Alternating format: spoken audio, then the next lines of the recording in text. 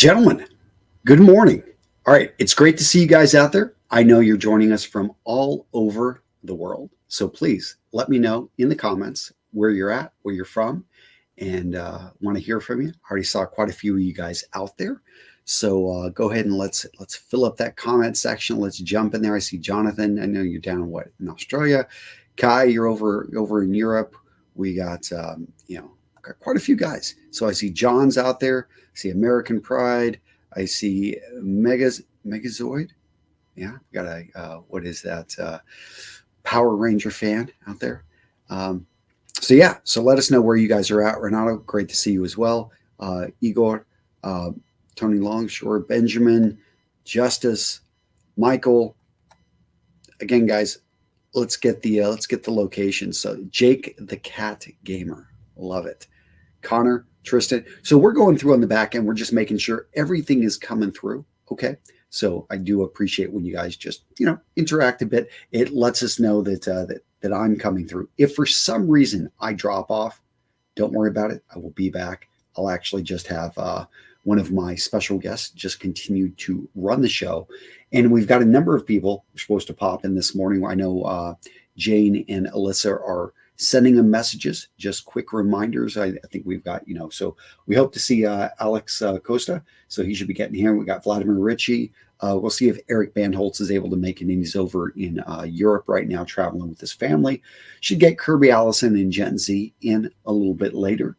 And we've got Danny Vera and John Galfano over at 40 Over Fashion. So quite a few guys. We'll see if we can get, we'll see if we can get a few more to pop in. I got one gentleman actually waiting right now. He's down in Australia, and he's going to be joining us. So we had a good conversation a while back, and a lot of you guys may not know his channel. So see, can anyone guess who we got the special guest out there? Let's just say he is into niche fragrances. So anyone know or can guess who this guy is? And speaking of niche fragrances, a lot of you guys know, or you can see it down there. We've currently got a deal going on while this video is live, and I'll keep it just a little bit past that, but really it's just going to be for the next few hours. If you wanted to ever grab our Mission Fragrance set, now is the time to do it. I've got $200 off using code MF200. Just go over to missionfragrances.com right now. And as you guys know, with our fragrances, this has been a passion project, honor, courage, commitment. And they're really the first, I've never seen anyone else basically bring in scent conditioning and fragrances designed to make you feel a certain way in the sense of honor, courage, commitment. Somebody said the other day, the core values of the United States Navy, actually the Marine Corps. But yes, the Navy and the Marine Corps we're in the same department, but the Marines were like the men's department. The Navy, yeah, they give us no, we love the Navy. But seriously, I took those core values that I learned as an officer of Marines, honor, courage, commitment, and I wrapped them into a course that goes right with our fragrances. So you learn how to wear these fragrances and feel a certain way. Because that's, fragrances, that's one thing I love about them is they can put you in a mindset. They can really alter your mood without you having to, think about it, coffee. Anyone else drinking a coffee this morning? Or I know you guys over down under are probably drinking, maybe had a little bit of wine or staying up a little bit late. But in any case, it's the smell of coffee actually that wakes people up because they condition themselves to it. And the idea is you can condition yourself to feel a little bit more alert, more focused, more aligned with your goals.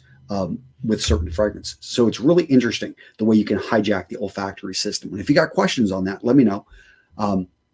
But let's go through. Yes. So the crystal bottles, that's true, Renato. Did one of you guys, was that you that made that? Or somebody, they actually created a crystal set. So that was pretty cool. We do have a gold set, which is, I'm not going to talk about it too much because the first rule of the gold set is you don't talk about the gold set. Renato, the crystal set is out there, but we've also have gold sets. So if you have already purchased a Mission fragrance set, you are able to buy a gold set, which is a kind of a limited edition. Just comes with a cool gold sleeve, and it actually has a different message. One thing that we did with our mission fragrances, which I really liked, is so if anyone's ever read any Stoics out there, any of you guys into Marcus Aurelius or Epictetus or any of the Greeks, or maybe, so I'm a huge, if you guys don't know, actually one of my degrees was philosophy. And one thing that we studied in philosophy is, you ever wonder why when you go to some of these like ancient sites, there's all these big busts, there's all these big statues. A lot of people think, oh, it's because somebody was wanting to be remembered throughout history and they had a big ego. That's why they had a statue made of themselves. Partly right there. But there is another part to those great statues, especially, to the gods or to people. It was to remind yourself of who you are and what you're capable of. And that's what I wanted with this, is that you have a reminder that you would put on your dresser, and you would just simply be able to walk by this, but it would be a subtle visual that you are a courageous, honorable, committed man. And that's why I've got that little saying there, honor your commitments and be courageous in the face of adversity. But the gold set actually has a different saying. It actually has become the man you know yourself to be, which many of you guys have probably heard me say on many of my videos. So good guys out there. All right, let me see. Yep, drinking. Let me see. What kind of coffee you guys drinking? Anyone? Yeah, somebody said, "What? Look at that! Look at that collection in the back." That's true. So you may remember that was in a thumbnail. I still haven't taken it apart, and so yeah, Dollar Dude, good to see you, man. Hey, so I got a couple special guests. I'm going to have them join us, and first up, gentleman that's been waiting out there, Marcelo. You good? Antonio, yes, really good. I'm listening to all the things you're sharing with everybody. It's awesome. Yeah, somebody said he's got a great collection. I'm like, wait till you see my special guest and what he's got laid out for you. Now, first up, did I pronounce it correctly, Marcelo, or is it Marcello? Marcelo. Yeah. No, yeah, Marcelo. I thought about our call. Like I have a friend and he goes by Marcello, or it's more like, but it's Italian, correct? Yeah, well, it's a very Latin name. So okay. I was born in Argentina, Marcelo or Marcelo. Okay. The Italians say Marcello. Yeah. But it doesn't bother me. I mean, people call me Marcel. Yeah, you're used to us Americans Marcelo. like butchering everything. It's like, as long as we get, yeah. Doesn't bother me. Good to see you, man. How are things? How's the family? Good. I need to say thank you. Okay. I've been very excited about this setup here. To give everybody a bit of background, we connected at the start of the year. You sent me an email, and I was buzzing for months on that. And the fact that now I've been invited to be here on this live, I'm very grateful. Really, really grateful. Thank you. Well, you're welcome. I love talking with other creators. So that's one thing a lot of people like. I know Aaron, he's out there. He's waiting to get in. I'll let you in, Mr. Marino. Like, here in a second. Get Frank. Bring Frank. Like, yeah, you'll find out who Frank is here in a second, guys. But yeah, it's cool to talk with other creators. In fact, Aaron Marino, who's waiting out there, I've known him. He was probably one of the first creators I really got to know. And he could probably tell everyone the story if you haven't heard, like how we met. But it always surprises me that more creators, we don't reach out to each other. And right, because we all go through this, this hard work, this creation process, which a lot of people see our videos, but they don't see the videos that we film that never make it, or they don't see the frustrations of like, does anyone care? Or, you get 100 comments and then you make the mistake of reading the one that's saying, like you're the one that's just tearing you up. And sometimes it bothers you. And so it's nice to be able to talk to other creators that are out there. Just doing cool stuff. But so what are you wearing today? I'm actually wearing a few fragrances. I've got, and can you see the collection? Because I didn't know what you wanted. So I've been reading as you've been speaking. I've been reading a lot of the comments coming through, and I made an assumption that you have a vast subscriber rate of different people at different stages. You know, people who are just wanting to smell nice, True. and then others who want to now expand their collection. So I'm a collector. I collect many things, and fragrances was one of those things that I collected before the channel. And in day-to-day work, you're in the movie industry, right? I am. So that's camera 2, and Look at that. that's camera 3. So you can. Yeah, look at that. He's got like 3 cameras going. I used to have a setup like that with multiple cameras, and I'm just like, nowadays I'm like, man, with 7 kids, you're lucky that I'm even like, I was like pulling myself out of bed. Aaron's just laughing because he's like, you don't have anything on me. I got 5 cats right here. Hey, do you mind? I'm gonna add Aaron really quick. I love it. Yeah. So Marcelo, keep going talking about. Hey, Aaron, what's up, man? How are you? What's up, Marcelo? Have you Hey, met Aaron, Marcelo? how you doing? Aaron? Good to meet you, man. Yeah, actually, it's great to see you in this live, because I've been watching your videos, and I love your energy, man. You just you jump out of the screen. Energy is a word. Being obnoxious is another way to put that. But you know, you were mentioning something about Antonio, and we'll pump his ego up a little bit because everybody needs it. But that was the thing about one thing about Antonio, like in today's world, right? Of everybody's kind of a little bit like in their own lane, they're in their own head, they're trying to do what they're trying to do. Yeah. You know, Antonio is one of the rare people that is incredibly selfless, and he truly just wants to meet and engage and connect amazing people and become friends with as many people as possible. And so like when you say that, like I totally get it, because when I got an email from Antonio, I was, you know, kind of buzzing, but my buzz was kind of like this dick, because he and I had been kind of like communicating a little bit. And real quick backstory. Back in the day, I wanted to start a membership-only website. And I thought I needed to create all this content. And at the time, you know, the Art of Manliness was out there. Antonio had he was prolific in terms of the amount of content that he was putting out for Brett McKay. And so I reached out to him and I said, hey, would you mind if I just used your articles for my website just so that they could, you know, have more information? And he said, no. I don't remember this. Like, oh, I probably could find the email. Create your own. He said no, and I was like, this jerk. And then a few months later, he reached out and was like, hey, I'm going to VidCon. Why don't you come and meet me? And at the time, I was very like, kind of like, I don't know. I don't like to travel. I also am very, you know, kind of, I used to have that more, not the abundance mindset, but what's the other one? The bad one? Scarcity mindset. Scarcity mindset. So I was like, what is this guy doing? What does he want to steal from me? And you're not the first. Yes. And that was really when everything changed for me, because, you know, I started to just have somebody that I could talk to, that I could engage with. Right. And the one thing I will say, when I met Antonio, watching him work a room, one of his superpowers is engaging with people and making you feel super interesting. And so Antonio is absolutely better than what you see on camera, and he's just one of my best friends, and just can't tell you, Antonio, how much I appreciate having you in my life. So thank you.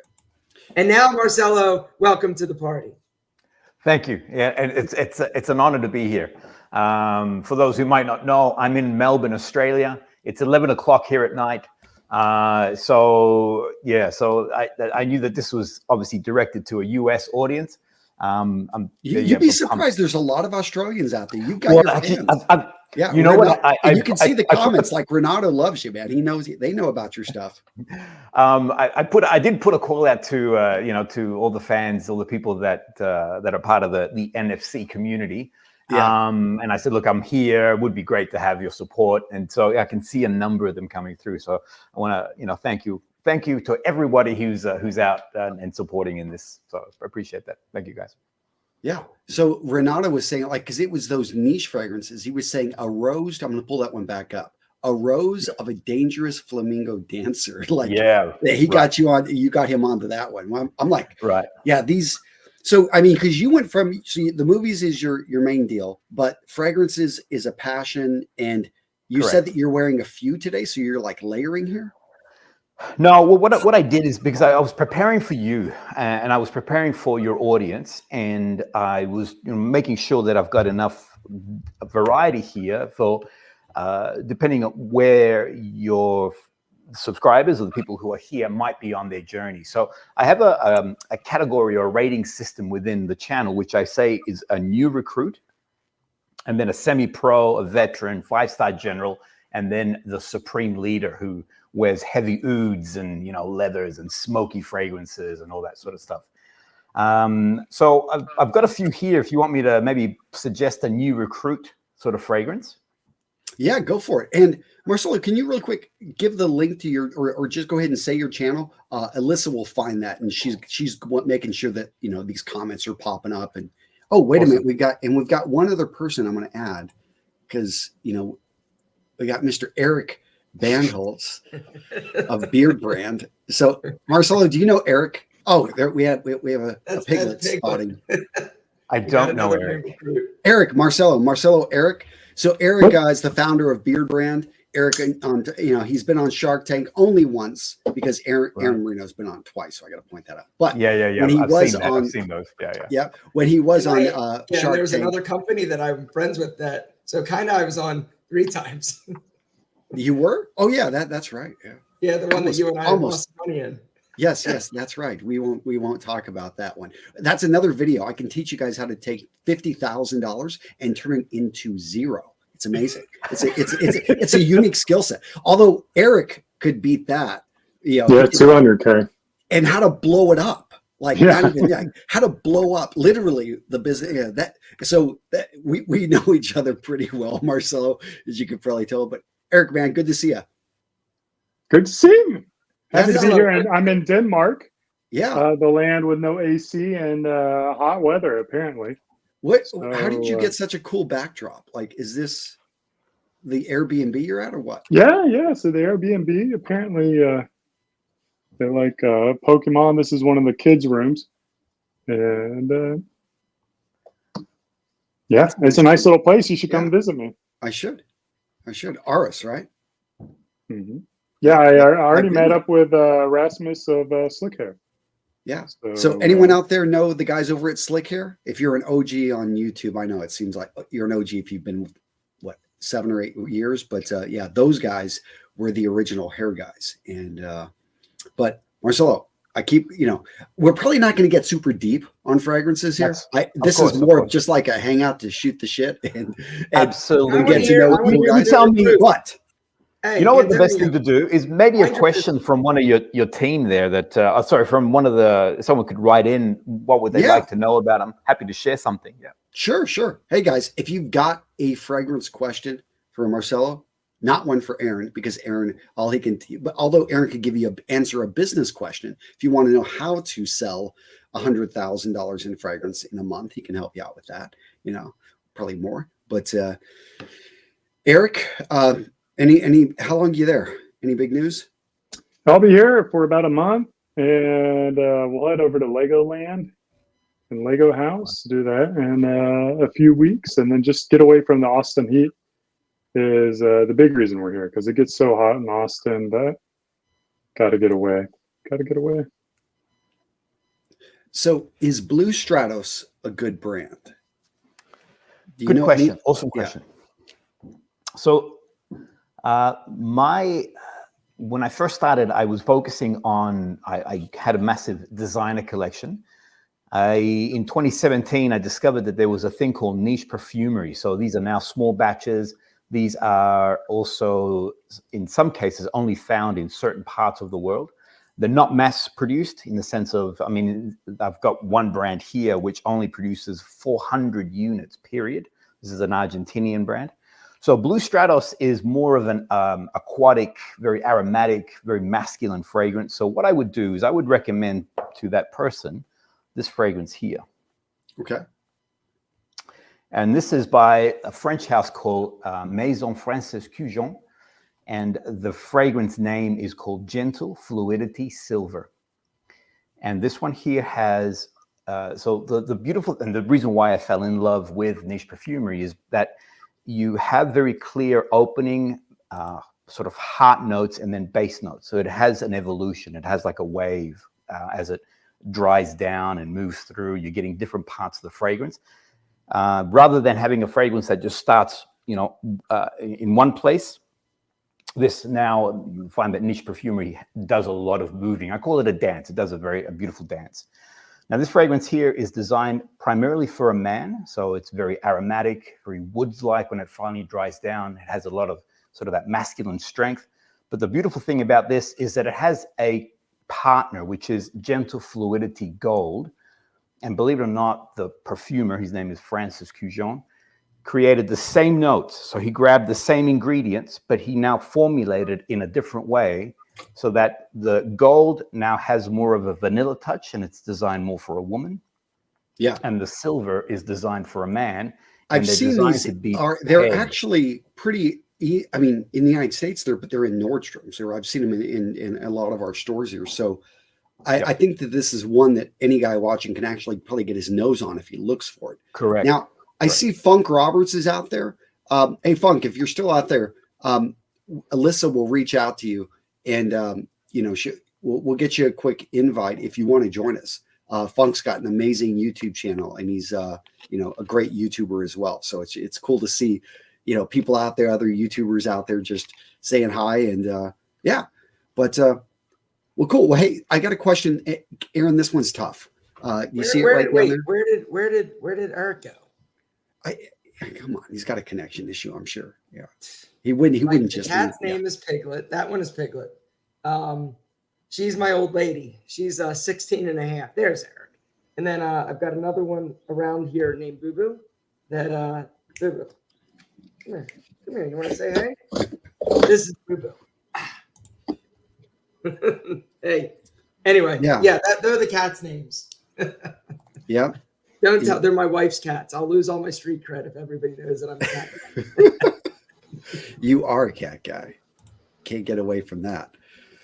So what do you got going on this morning, Aaron? And did you already go for your run? Me, yeah. I'm going for a run. And then I'm going to go be nosy. My neighbor's having an open house. And I want to go, snoop around his house. And then I'm going to go over to the new home I'm building and talk to the masons and micromanage everybody like I normally do.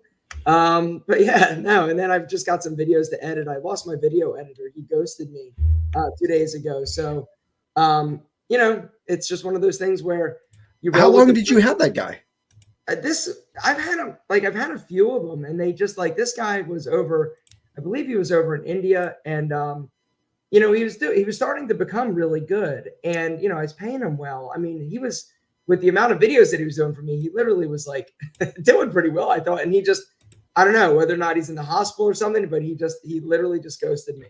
And so I don't know, we'll see. But and that's one of the things, for you guys out there, the business specifically, and even life, you are going to get punched in the face, and that's kind of being successful at anything is having the ability to kind of withstand the punches, get back up and just keep moving forward. It's been a really hard year for us, for everything, for businesses. And it's been a very hard business year for all of my businesses and companies. I'm sure Eric Van Holtz and Antonio, I think, but let's put it in relative terms, because I think for maybe the average guy, that's out there, let's say earning 40,000, 50,000, they're like, what are you talking about? You see, but I think as a business owner, what we mean by hard is you go from making, your business is bringing in $1 million, which you do not keep close to, it's like you have salaries, you have payrolls, you've got expenses. So you've got a lot of money going out. And what's happened to a lot of us creators and business owners recently, and I'm not complaining because I view it as a challenge, but your business goes from doing let's say 2 million a year to all of a sudden you're doing $1 million, which still is a lot, but you've still got all these people on payroll. And I think the hard thing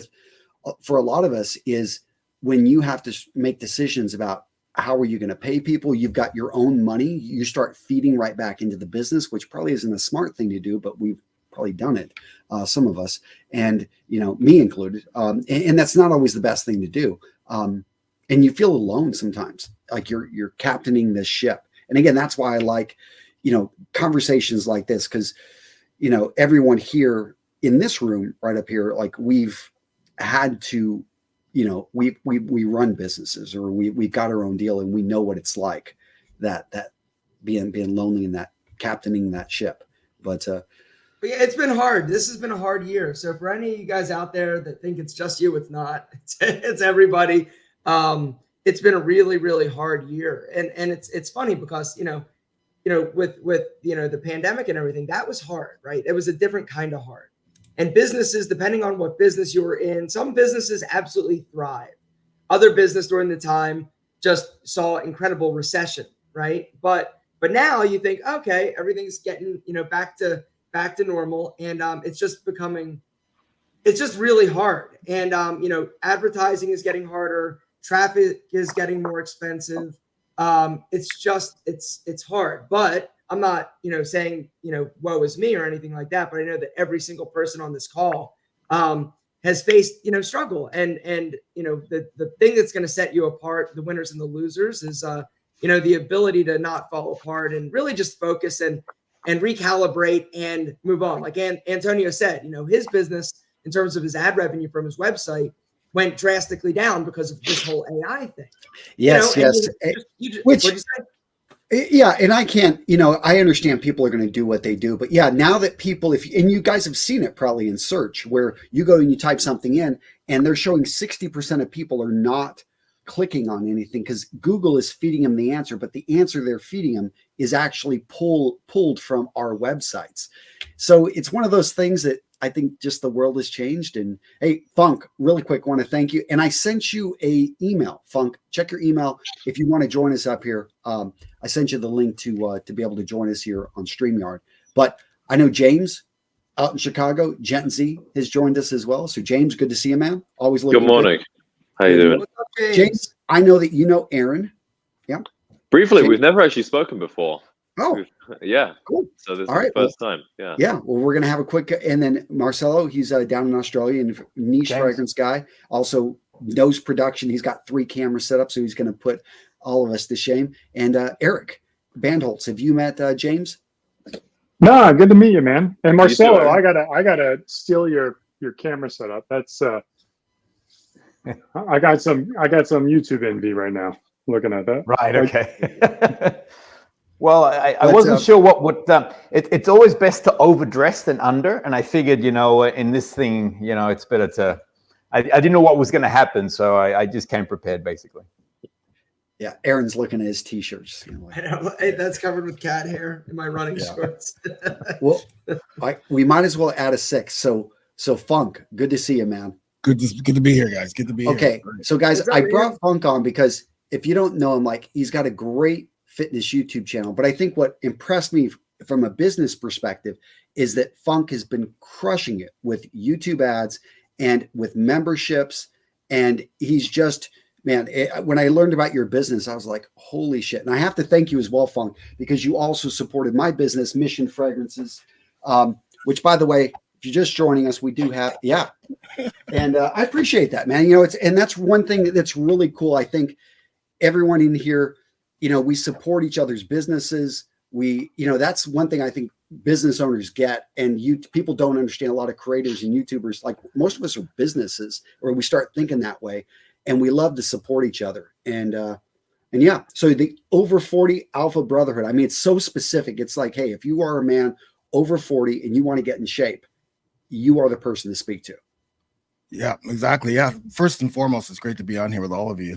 This is amazing, Eric, Sir Alpha M, been following you for a while, Marcello, of course, Antonio. And yeah, I mean, one of the things that I learned while, working with men over 40, I've got over 17,000 members, every month through the, nutrition, workouts, recovery, live coaching every week.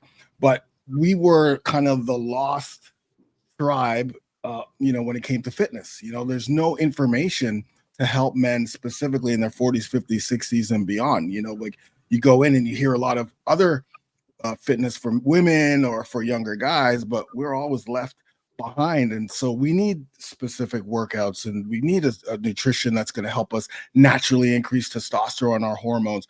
We need to focus a lot on the recovery piece, yoga, mobility, all of the things that we are not necessarily out there for us. So I created the brotherhood, and not just that, but to bring men together, all shapes, sizes, colors. I mean, we have men from all over the world who tell each other they love each other because we're all on the same journey just to transform our lives. Yeah, JV in the house. That's what I'm talking about. But yeah, that's why I started it. I started also because I struggled when I was 39, going on 40, and I'm 55. So yeah, this is great to be now, here. And behind you, those plaques, the ones that look like almost records, what are those? I've seen those all over, but who is it ClickFunnels that you hand? Yeah, those are 2cc club, 2cc ClickFunnels awards. So which basically means $1 million business, right? $1 million in 1 year. So we did it 3 times with 3 different because I have different memberships. So we did that 3 times. Yeah. Yeah, they do a good job with those, because I started saying, you see them now all over, like in the ads and stuff, is like a verification that this business is crushing it. Yeah, it's a lot of hard work, like you said, and a lot of reinvesting into the business, because that's really where the growth comes from. Not really paying yourself right away, but it's also, for me, it's driven with passion. I did the way I created my membership is totally the opposite of everybody else. Everyone else is kind of like, oh, let me just put information up, and then people will go and try to figure things out. We did it totally differently. It's like you go in, everyone starts in the same place, phase 1, and then I do follow along workout videos. So literally every single video is a follow along workout, and I do live coaching every week. So it's not like high ticket. It's literally I'm on there with the brothers for 2-3 hours a week, because I like to talk, as you're hearing right now, but I like to coach, I like to help, I like to answer questions. And so that is totally the opposite of everybody else. People are like, why do you offer a high ticket? Why do you do this? It's $29 to $49 a month. And these guys are retention, which means, the ability to keep people in our program is like 90%. We have an extremely low churn rate. And that's just because the way it's set up, we help people transform. We help people get results. And that's really what we're all here trying to do, is help people transform their lives in some way. And when you can, then you get that tribe, right? You get people who will stick. You got guys who get tattoos. Like it's crazy. It's great. It's crazy. Yeah, I love your space, because there's a lot of competition, as you know, but you can niche down and you solve a perpetual problem, as Russell Brunson would say. It's something that they're always like, it's not like you can stop working out and continue to get the same results. So your guy, he needs that motivation. His body changes over time, and you are, a living testament that, hey, now one thing people don't know about Mr. Aaron is he owned a number of, well, some people do maybe, but you owned a number of fitness stores, and like you were in that space for a while, and you're actually going back to the late 90s. Your degree was or you have one of those certifications that actually means something. I'm curious as to where you're going with this. No, I'm just saying, like, that's one thing I've always loved about, like, every time I go to visit Aaron, like, we're active the entire time. It's not like 4 days of lounging. It's 4 days of every day is going to be a run, or it's going to be a walk. And, we're going to hit the gym, and it's active. We got to get you swole, Antonio. Exactly. You got some noodle arms coming up now that you're past 40. Yeah. I'm not one to talk either. So if I'm talking, no, you're not. Yeah. But you're working with Barbell Logic still? Yeah. Yeah, I just did some squats and deadlifts this morning. A little bit of ergon. So trying to not die is my goal. So I have pretty low expectations. But what about you, Marcelo? can. You got a workout plan or something? How do you stay active, stay in shape? Every day something. So bike ride, and then yoga, and then just like pump session or something like that. So just try to. I think I might be the granddad of this group here. I have 5 grandchildren, so you gotta, at this age, you gotta stay fairly fit and watch what you eat and all that sort of stuff. So I'm hearing what Funk has to say, because I totally agree with it. Yeah, so it's pretty awesome work that you're doing. Thank you. Yeah. Yeah, the young buck here is James, man. Your idea of exercise is what, heading to the bar and meeting those American women, using that English accent to I be. wish. The reality is more ground turkey and rice and push pull legs. But yeah. No, how are things in Chicago, man? You good? It's great. It's great. I will be honest, I didn't realize until I moved here that it gets humid in the summer. So I've been in for a little bit of a nasty surprise in that way.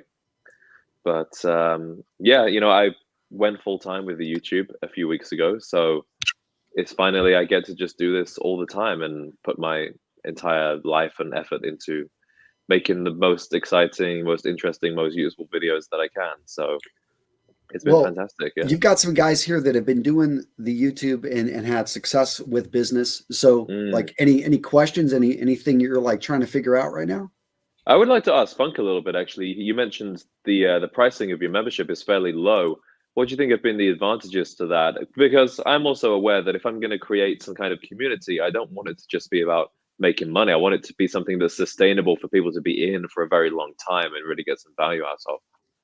Yeah, so for me, I kind of went the opposite. Again, most guys are looking at, the high ticket, but I knew that because of our focus was building a tribe, right? Building that tribe element, I knew that I would get volume as opposed to the 4 or 5 or 6 people to work with. And to tell you the truth, I don't like doing one-on-one and all of that stuff. I don't like that. I'd rather, work with a mass of people. But it's the tribe element. It's like you start here, you see the end, which is phase 12, but it's that transformation. So my focus is more transformation over transaction. And because of that, that forces me to ensure the value of what we give will get people results. Like literally, that's from our customer service team to the people who do our videos and everybody else. Our customers or members are always on our mind. And because of that, we always think about, okay, well, if I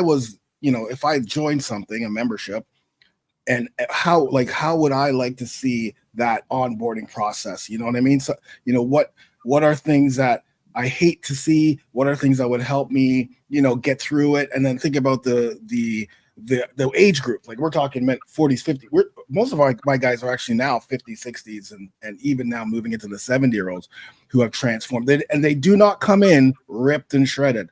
These guys are coming in, so to answer your question, it's more about, if you think more about the transformation and getting those quick results, first, and then continuing to create things that will take them on a journey, as opposed to just here's all kinds of different programs and choose one. Well, they're coming to you because they don't know what to do. They need you to help them get started.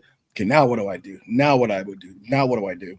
But when you create something that everybody does at the same time, like, so what I mean is everyone starts in phase 1. So let's say there's somebody in phase 15. So that's one of my phases. If they see someone come day number 1 and they're coming on the Facebook group and saying, man, that workout was so hard. It was, all of this stuff. You're not going to get people going, suck it up, get over it. You're going to get people going, yes, I remember that workout. No problem. Keep going. So there's always that connection because everyone's gone on the same journey. So when everyone goes on the same journey, they get results and transformation, and some will be different at different times. It doesn't matter if it's 49, 29, or 39, you will get the masses because of the transformation, right? That's the key, is getting people results. That's what we're all here for, no matter what we do. So that was the mindset for me. 100% results. And we have a special guest who just popped in. His name is Boo Boo. And he's sitting in Aaron's lap. But no, actually, Vlad, good to see you, man. How you doing? I'm great, man. Great to be here. Thanks for having me. If you guys don't know Vladimir Ritchie and his channel, it's really classic men's, where you made, I think, a dent because of shoes, where you focused initially, but now you've been growing, and you've also got a membership site that you launched earlier this year, and you've been just working with, I think, a number of men just wanting to improve their image, improve their style. And I think this is actually be great. If you haven't met Funk, you guys need to talk, because Funk's a little bit ahead of you, man, in terms of his membership size. But, I know that you two would complement each other, as well as Vlad. If you haven't, do you know anyone else here? Yeah, I've seen Alpha's videos before. Yeah. Well, Gen Z is right above you, or at least the way I'm looking at it. Yep. And then we got Marcelo. He's down in niche fragrance down in Australia. And then we've got some bearded man, Eric Banda Holtz. He's the urban beardsman. Oh, look at that. Now I've got envy. That's amazing. Yeah, it's definitely great to be here amongst you guys for sure. Yeah. Well, hey man, I'll let you talk a little bit about kind of what you got going on, and make a quick talk about what you got going on in life. Yeah, so the introduction was pretty spot on. I've been on YouTube since January 2019. My first video was called 8 menswear hacks in 90 seconds, but my second video was a shoe unboxing. And most of my videos after that point were really about shoes. I do talk about all of menswear, classic menswear to be exact, but I do feel like dressing well starts with your shoes. And those were the videos that were getting the most views for me. So I would say most of my videos probably have to do with shoes. Probably 50% of them, 55, 60% is about shoes. My framework is called the ground up method. So I teach men how to dress starting with their shoes. Once again, I think shoes are extremely important because you can't be well dressed if you don't have nice shoes on. That's how I feel about it. And yeah, I just started a membership back in February. February was like a soft launch where I was looking for 20 founding members. And then we closed it, but we just reopened it last month. The membership is called the Classic Menswear Hub. Cool. Let's do a shoe check. Mm-hmm. You're all rocking. Thank you. Thank you for that, Eric. Yeah. I'm actually wearing Crocs myself right now, to be honest with you. So. Let's see 'em. What color? Oh, you can't ruin him like that, Eric. But hey, really quick, everybody. We're going to be dropping, Alyssa, if you don't mind, or Jane, if we can drop links to everyone's channel in the comments. That way, you guys can go out there and explore their channels and check them out. Thank you. Yeah. But let's jump back over. Oh, go ahead, Marcel. Can I answer some questions, Antonio? Because there was a few questions that came up on that earlier about what some of the things. Yeah. So for those who asked the question, Green Irish Tweed by Creed, I would recommend to you this one here instead. So I mentioned before, Maison Francis Cujon, gentle fluidity. All right. So I would recommend that to you. Then another question was asked for Xerjoff, which is this brand here. Should you get the Herba Pura or Herba Gold? Herba Gold is the one you want. All right. That's the one that's going to work best for summer. And then the last question that I got asked was a good fragrance note that I enjoy. And I'm going to dedicate this one to James. So this is a boozy fragrance, and this by a brand called Nasomato. Now, the beautiful thing about that is that you're getting a mixture of whiskey, honey, and rose with some other notes. And that evolution of that fragrance, the way it moves around, is exceptional. James, recommendation. Like that 3 of my favorite things put together. Okay. Well, all right. Well, the brand is, as I mentioned, the brand is Nasomato, which means crazy nose in Italian. And the perfumer, his name is Alessandro Galtieri. So think of Andy Warhol, and now see him as a perfumer. That would be him here. Very potent fragrances. So you only need to spray 3, I would say, maximum, and that will last you 8+ hours. But this fragrance here is as a date night fragrance, as a going out fragrance to go to a public area. I would recommend to you. It's called Baraonda. All right, I'll show I it got to you again. the Nasomato Black Afghano. Yes, and I absolutely love that one. It's so like dark and rich and. Yeah, and the Black Afghano actually uses a cannabis note. It was the very first brand that actually used a cannabis note, and it's quite impressive, quite a beautiful fragrance. I was laughing when you said potent, because when I hang out with Antonio, I was going through his fragrance collection. All the ones he was like, "Don't spray that. We've got to go out." I'm like, psh, psh, psh. And yeah, I stank like some kind of feral animal when we'd be going to dinner in Wisconsin. I've gotten through it too. Aaron kicked me out of his car. Yeah, Antonio, I think his nose is broken.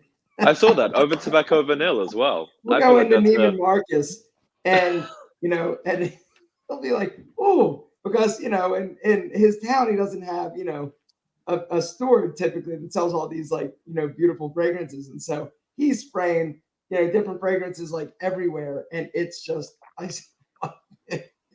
it's a lot.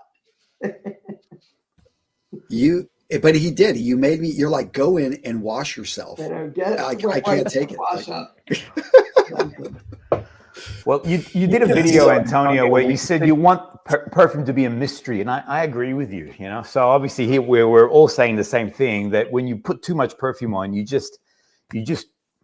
stinking everybody out. So the subtlety of it is the beauty of it. Hey, watch out! I'm going to add Michelle to the chat here. Like, that's his goal. Antonio doesn't want anyone close to him. He uses fragrance as a way to keep him away. True. Right, okay. That's my tactic. Yeah, but good. Well, Vlad, man, how's everything else going? Your boys have been active with with camps, right? Yeah, they really into basketball, man. So I have 12-year-old and 11-year-old. My daughter's 6. She's probably going to be the best out of the 3 of them, but she's too young to actually get on the team right now. But yeah, the boys are really, really into basketball, man. I wish they would play the rest of the sports because they're athletes.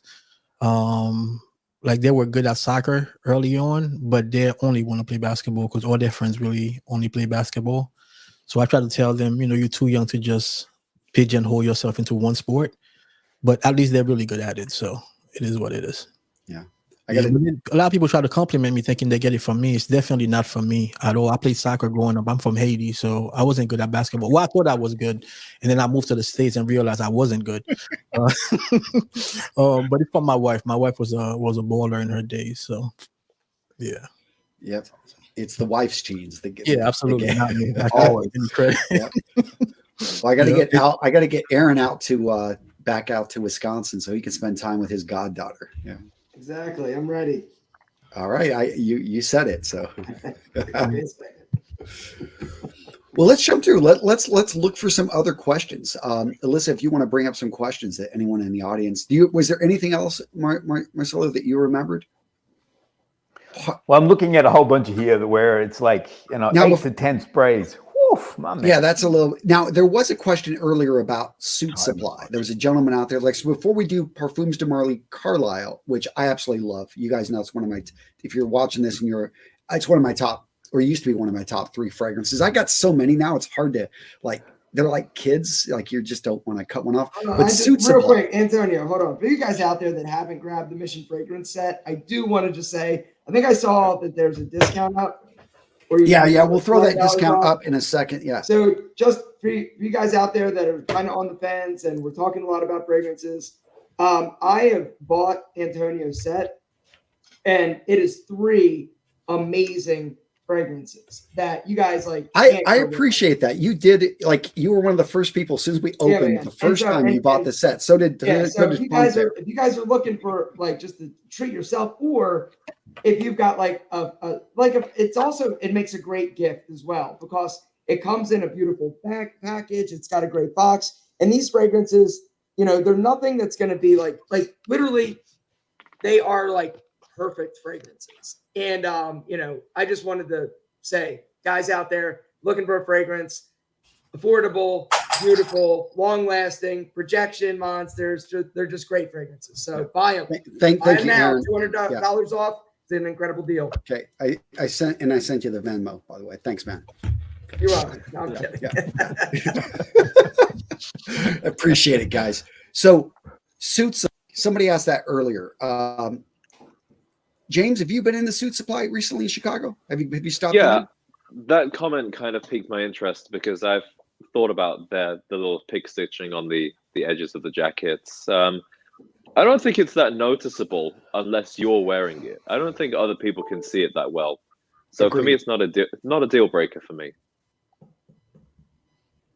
Aaron, you're a suit supply. I love suit supply in terms of best quality for the price. Styling is always on point. The stores are sexy.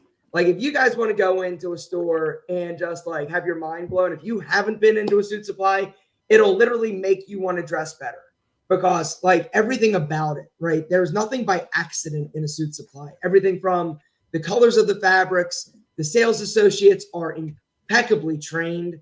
And so any question you have, they're great at tailoring. The fabric is all incredible. And I personally think, like, if there was one store that I could have for the rest of my life and that was it, it would be Suit Supply. Just because they do such a great job. And it's not just suits. And that's one of the big misconceptions with the name Suit Supply. They've got beautiful polos, casual pants, they've got jeans, they've got sneakers, they've got just everything. And so I love Suit Supply. Can't say enough great stuff about Suit Supply. Yeah. Was that a sales pitch? Yeah, that was, and go, and he's got a link with actually, they never gave us a discount code, did they? Did they? I don't think they ever did. It's just like, no, and they're kind of like Thursday boots, right? Where they don't offer discounts because they know, okay, we're going to come in and we're going to offer a superior or an incredible quality product for an incredibly fair price. And if you want to go and try, like I bought, and here's a story. I was going to be in a wedding. And so my buddy was like, oh, we're all getting Hugo Boss suits.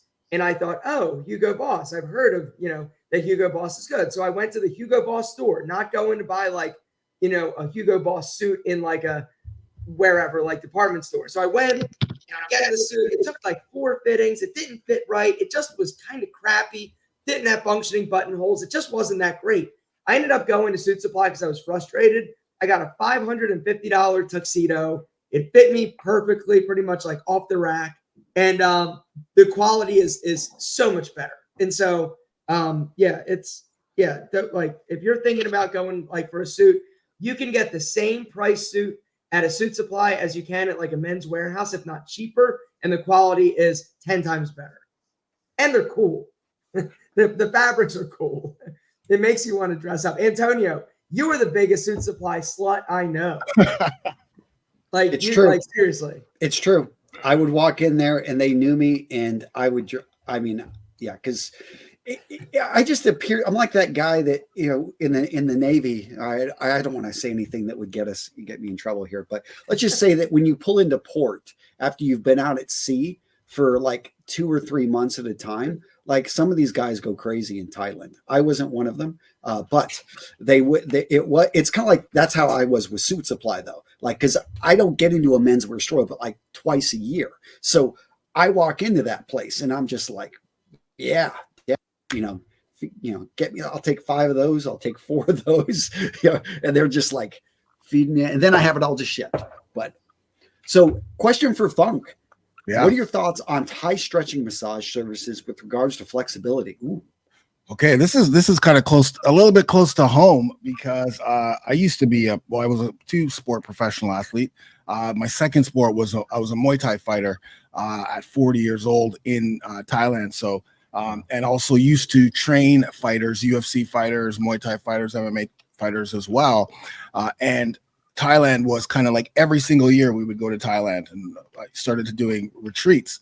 So Thai massage, and I know not stretch massage, but Thai massage was very key, specifically for recovering after training and recovering after, fights, what have you.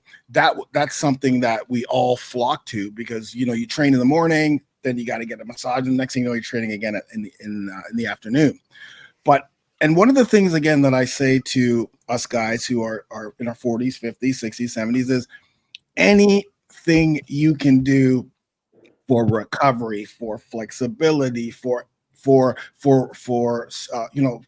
mobility works, because we're generally going at zero. Like, there's not many men our age who are just getting back into shape that go to yoga all the time or have a mobility coach or do mobility so that they can recover and not get injured, who use some people work in places that give them like benefits to go get massages and things.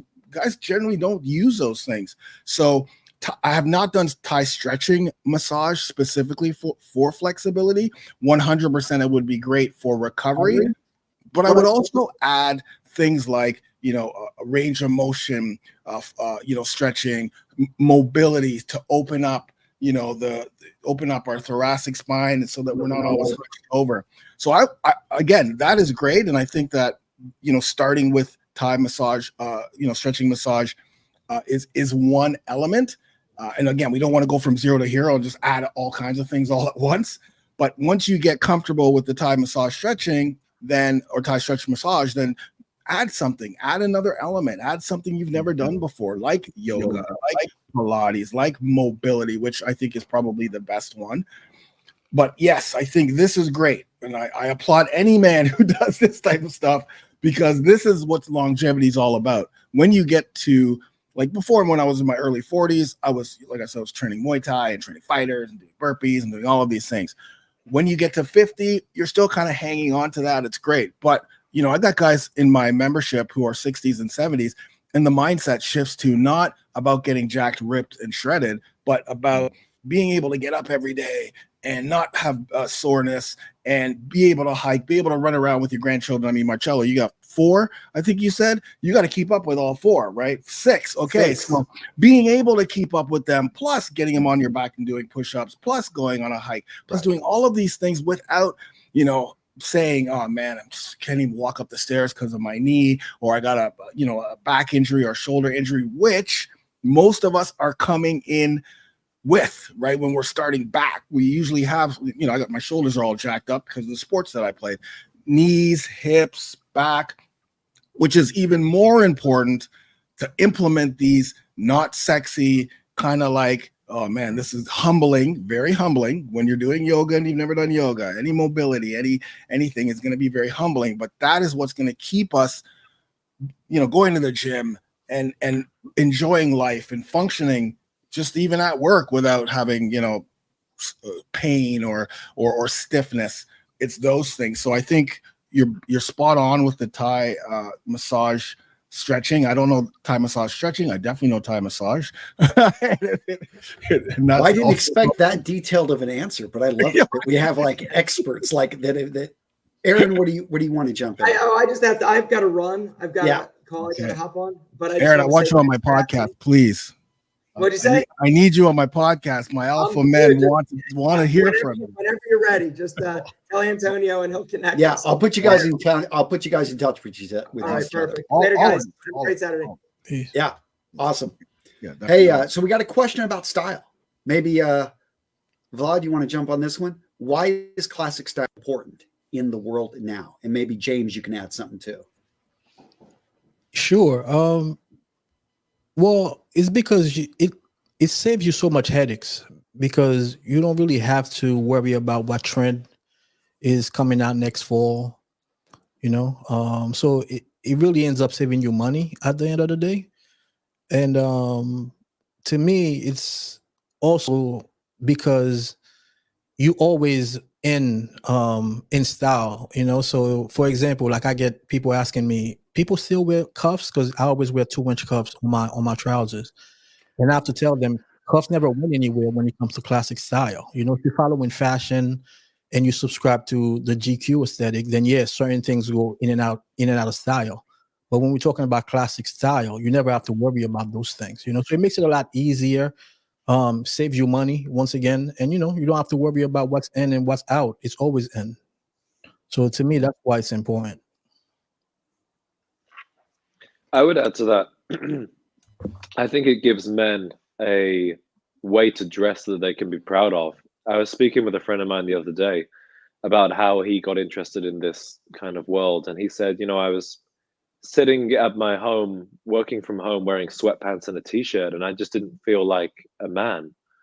So it's also an avenue for men to express themselves with clothing in a way that's actually masculine and feels empowering, rather than trying to copy what you see in the magazine, trying to follow streetwear. It's something that feels like kind of like you're going back several decades, but it's still timeless now. Can I add one point, Antonio, to this? Now, I have a feeling I'm gonna make a lot of American people upset with me,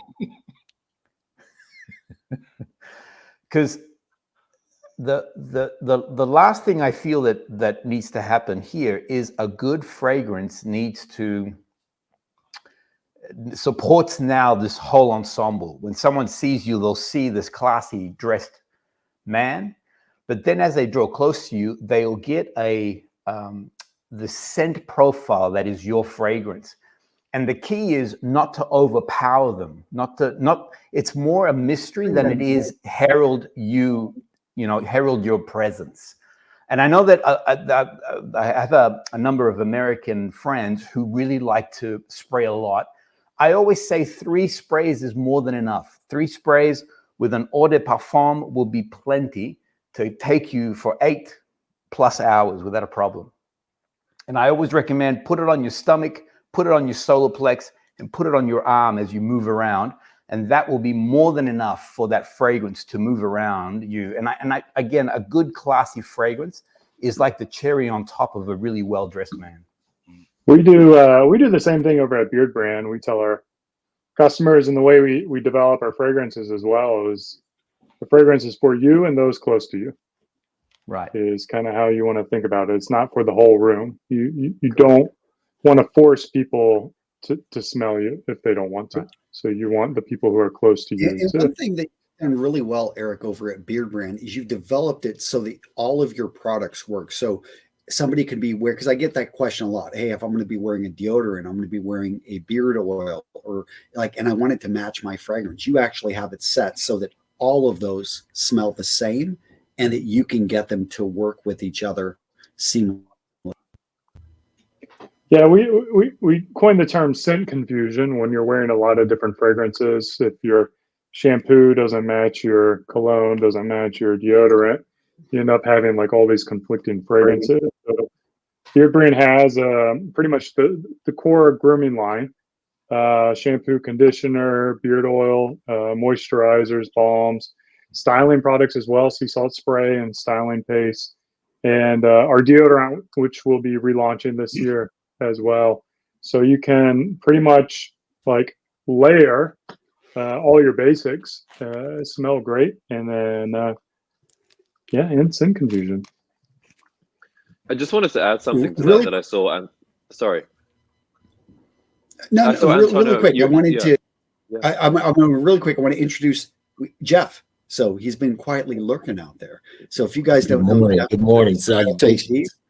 Good to see you, man. Good to have you here. It's been a while, but It's been a little while. Yeah, you missed Alpha, so you didn't miss too much. Alpha M was here. Yeah, we kicked Aaron out. We're like, come on, we gotta bring in the real men. So, Aaron, if you're out there, we're always poking fun of you. But yeah, good to have you here, Jeff. Good to see you, and I'll interject you into the conversation here in a second. But James, I'm sorry to interrupt. Oh, no problem. One thing that I saw you mention, which I think is an interesting counterpoint to this, is the idea of you could be in a coffee shop and a girl has got her head down in a book and not notice you, however tremendously you're dressed. But if she smells you, then she'll be looking up, and you can catch people's attention with fragrance that way as well. I've been in situations that's no good if you're married, man. That's even better if you're married. Yeah, I've been in situations where in mid-conversation, and this is with a group of people, and somebody will go, I don't know who smells great, but I'm smelling a perfume. So it's very subtle, and it's the whole idea is really about mystery, and then getting that person to draw closer to you to find out actually it is you that's wearing that fragrance. Yeah. So really quick, there's a question in here about, can shoulders be tailored in dress shirts? And the answer is with difficulty. You can do it, but at that point you might as well have a new shirt made. So quick answer to that one. But Jeff, man, I'll let you, Jeff, do you know Funk? Do you know Vlad? Do you know Marcelo? I know you know Eric. Of course, okay. I know Eric. I watch Vladimir's channel. I watched several of his videos. Does an excellent job. Excellent job. Thank you. And man. I've just become acquainted with Gent Z's channel. So doing an excellent job as well. So very impressed with what I've seen. This is my first time being introduced to Funk, but what I've heard, I probably need to sign up. I'm in that over 40 club, so especially for the flexibility part. But one thing I wanted to add about the classic dressing, which I try to stress to guys a lot, especially Americans. I'll speak for Americans especially. I have a 22-year-old son. we can often wear the same outfit and not seem out of place. So what I encourage adult men like us, wearing a suit enables you to distinguish yourself from the rest of society. A man in a suit is going to be expected to be seen. A woman doesn't necessarily wear a suit. A teenager doesn't wear a suit. Kids don't wear suits. So I think just the classic tailoring in menswear allows you to, as my man from Gen Z said, allows you to express masculinity. That's one of the things I love about wearing a suit. I feel like more of a man when I show up dressed that way. And for me, style is an expression. It's how you want to present yourself to the world. So I want people to know I'm not the same as my son, even though we both can throw on some Jordans, some jeans, and a leather jacket. There's times when I need to distinguish myself from a 20-year-old. And to me, classic menswear is one of the easiest ways to distinguish yourself in society as an adult man. Facts. I love it. Can I just add something there? This is incredible because one of the things, just like Robert Sergo just said, in my program, guys, they completely transform their bodies, right? They're losing weight, but they're transforming the look, a little bit more muscular, but they still have the same old mindset of the clothes that they wear. And, for me, I love wearing suits. I think because everyone sees me with the sleeveless and all of these things, they just assume that if I show up for, a talk, or if I show up to an event, I'm going to probably be wearing, something to show off my muscles. But on the opposite, it's actually a suit, actually good shoes. And that not only makes me feel like more of a man, right? Like, this like what we're doing in the gym is in the gym, but outside of the gym or outside of my workouts, this is the alpha man work here. You got to look the part. And I think all of you on here is a perfect kind of union for the guys that I work with, because as I mentioned, it's the fashion that most men my age, 40, 50, 67, they don't really know. They haven't captured that. They don't, they've just been head down, going to work, and then now they're getting in better shape. Now they're looking better. For those who have just been divorced or single, they're trying to get back out in the world, but they're still dressing the same way. They're still, kind of wearing the same crappy shoes, or not, taking pride in what they're wearing. Or even, I got a lot of bearded guys in my program, right? Just all of that ties in with all of you. So at some point, I definitely want to have all of you guys speaking on my podcast. But I think that men listening to this right now, it is extremely important to style yourself outside of, every day. It makes a massive difference. I want to piggyback on one thing Vladimir said earlier that I think a lot of guys don't realize. Dressing in a classic menswear is actually easier. It's a lot easier. It's a lot more of a no-brainer way to dress. I tell a guy, if you have a white dress shirt, a blue dress shirt, and a blue tie, you can rotate that around almost every suit you have. If the suit, buy several suits. If the fabric and the pants are similar in one, you can mix it and match it with a different suit, a navy blazer, and it never goes out of style. If I'm running late and I don't know what to wear, I'll throw on a suit because it already knows it matches. So for a lot of guys, no matter what we do, we don't want to look foolish. We don't want to make mistakes. You're less likely to make a mistake throwing on a suit as you will trying to throw on some streetwear or something trendy or throwing something that's underdressed. So not only will you look better, it's easier to do. Yeah, 100%, man. And a friend of mine told me, he's like, yo, with your style, you look like you can get dressed in the dark. And I tell people I've never tried it, but he's not lying, because that's the way that my wardrobe is set up. I don't have to worry about, what's going to go with what, because it's curated in a way where everything is pretty much going to go with each other.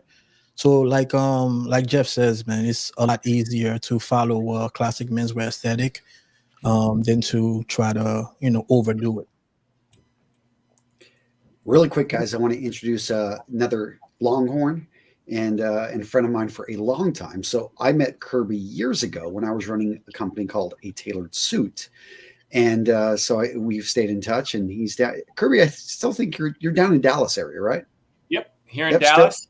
Dallas, and he's got a great channel, which I know a lot of you guys know. But what's funny is it's amazing because I can tell I've been online for a long, because I remember you had this idea about a channel and you wanted to talk about the finer things in menswear and take it to this whole, and you ran with it. And you also did something really interesting. You were the master of live video for like 2 years. And I think you really cut your teeth in the ability to have stage presence and be able to talk right off the cuff, just simply with that. But it started with the Hanger Project, which, in case you guys don't know, when he was a student at the University of Texas, he took a class on suit making. You made a suit, and then you were like, why aren't there good hangers to put my suit on? And that was wasn't that and that started your first business, the Hanger Project. Yeah, I mean, it's hard to believe it started all the way back then, but yeah, it's been an incredible journey, exploring the world of quality craftsmanship and tradition, as everyone is probably used to me saying. But I think that, jumping on here, I think that the sentiments that have been echoed so far, I think, couldn't be more spot on. I think it's a major misperception out there that dressing up and dressing well requires more effort. And I think the dirty little secret is that for many of us, we see it as kind of a cheat code of actually spending less time and energy to get dressed in the morning and to do it, with greater results, right? Because it's certainly not more effort than everyone else. And I think that that's the beauty of a classic wardrobe, is the ease at which one can go into their closet and pull out items that work together and look great. Kirby, how do you wear a suit in Texas? I'm down in Austin, Texas. Yeah, well, the idea of wearing a suit during the summer with air conditioning. You just don't go outside. I mean, again, I think one of the other, as long as it's, I mean, look, I'm not wearing much wool in a Texas summer, but the layers and a nice linen suit is can actually be quite cool, right? I mean, you're still going to sweat, but nobody sees you sweating because you've got a beautiful jacket on. So is the whole suit and the shirt linen, or like, how does that work? I mean, it doesn't have to be, right? I mean, a lot of like linen cotton blends, linen wool blends, linen silk, and then a nice cotton shirt. I mean, can you just let it get wrinkly? Is that the key as well? Well, I mean, if you have a heavyweight linen, it doesn't wrinkle as much as a super lightweight. And, one of the other, keys is that if you're wearing 100% natural fiber clothing, it breathes better and stays cooler than most of the stuff that you're buying that has any type of polyester in it. Another thing with that is you become acclimated. I mean, if you go to the Middle East, everyone has all of their, I mean, they're wearing what looks to be a lot of clothing, but it flows on them well, and it protects them from the elements in the sun. And they're just acclimated to wearing that type of clothing. And it does a great job of protecting them. Like, they don't have to wear as much sunblock, and they actually are very comfortable going in and out of buildings. And again, the Middle East, my times they're just seeing, really, how they can cover themselves fully. It's an American, I mean, throughout most of the world, throughout hot summers down in Mexico, men they don't wear shorts like they do. That's a child's garb. Throughout most. What about Bermuda style? They wear shorts, don't they? True. Like the tall socks. Yeah, but those tall socks though, so they show the knees because that's the sexy part. Yeah, that's right. I mean, I find that, I very rarely wear a short sleeve shirt, because in a Texas summer, you're much cooler and much better off wearing a long sleeve shirt, because your arms aren't going to absorb the radiant energy from the sun. And so again, there's a degree of acclimating to it, right? But, I find that, that dressing up and kind of covering yourself, you're cooler than most people that are in shorts and t-shirts. So we did get a question I wanted to answer for really quick, and that is, so what would be the suit colors to start with? I do lean towards navy and dark grays. Anyone else got an opinion on this? If you're going to start for a beginner. I think that he said it right as far as navy and charcoal. because those are going to be your most versatile colors. But medium gray is a pretty good color as well. And also I like different shades of brown also. But those would be where I would start, because a lot of guys think they have to start with black. My thing is, if you're going to wear black, make it maybe your 11th suit, not like your third or fourth suit. And then you get different types of grays and different types of navies. Like you can get a plain navy, you can get a charcoal. I mean, you can get a bird's eye navy, you can get a herringbone navy. They're all navy, but they're different. You know what I mean? And depending on where you live, you're going to have different fabrics that go with the climate that you're in. But yeah, like keep black, like to like the 11 suit, and then get like multiple navies and grays and browns would be my suggestion. Yeah, I think that's a great point. Is that navy and gray are the ones that everyone goes to because they are so foundational. But you can mix it up by adding visual texture and other secondary colors while still staying within the navy and gray palette. My recommendation for most men is to not just go for a simple plain kind of worsted wool navy or gray suit, but to instead start with something that has a small herringbone weave into it. It gives visual texture to an otherwise solid suit that makes it more interesting, in my opinion. And so that's a way that you can start with something that's still foundational, but make it more than just a plain navy suit. Can I throw in some perfumes with those suits? Do it. Absolutely. All right. So this is for your northern hemisphere. So nice and summery. So I always recommend a man should wear a beautiful rose fragrance. So this is Radical Rose.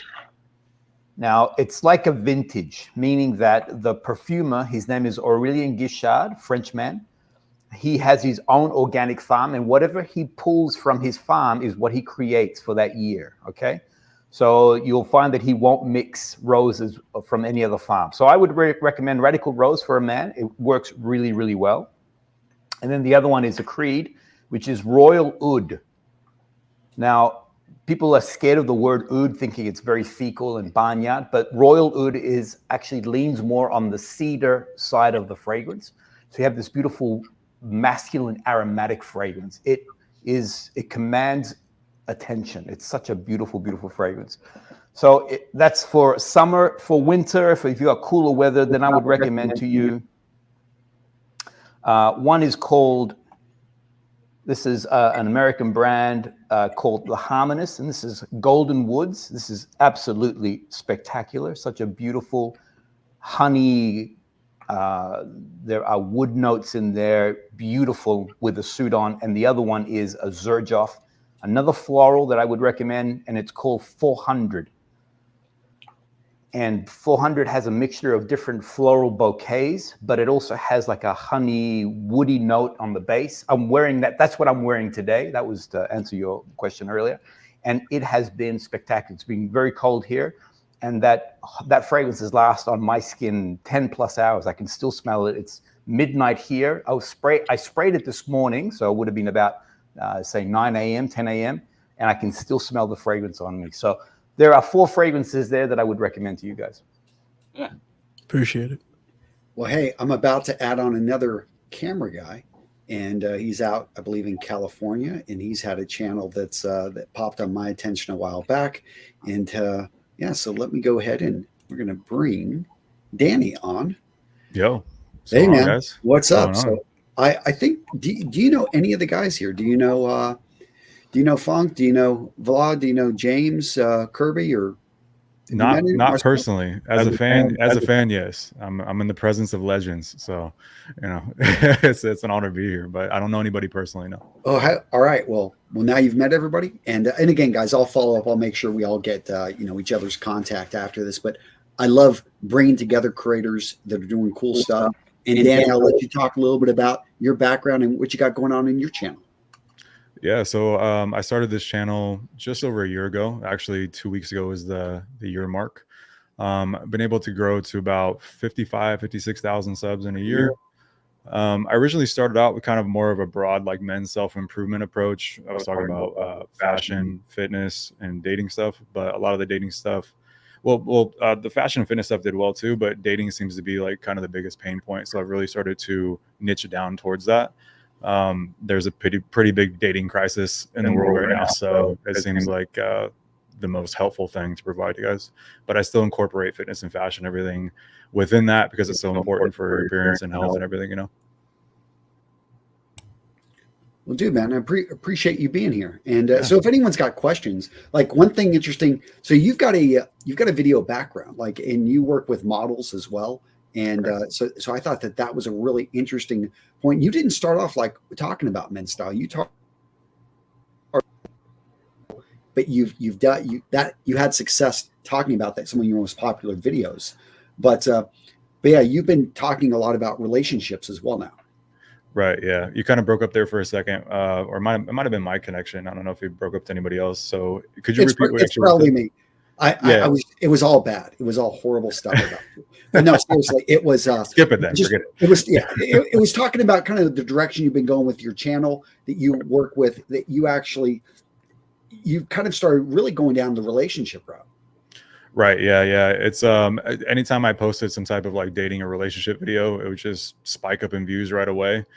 And it's something that I've been into myself, even on the side, for years. I've always been interested in like relationship dynamics, psychology, how things just like work together and connect. So even if I wasn't making content on this, I would be reading books or talking with people. I kind of ended up always being that friend too, that, you know, if someone needed advice, just because of my own dating experience and relationship experience, I kind of just took I gravitated towards that naturally in my own life. And friends around me started telling me, like, you should write like a book or something on this, you know? And I have a video background though. So I was like, well, I don't know about a book, but let's try a YouTube channel. So here we are. Now, so we've got a lot of creators. Pretty much everyone here is on YouTube. I'd like to get your guys' thoughts. I know some of us are pessimistic about YouTube. Some of us are like optimistic about YouTube. Like, what do you see? Anything big on any opinions on the future of YouTube here? This is a bloodbath. It's an absolute bloodbath.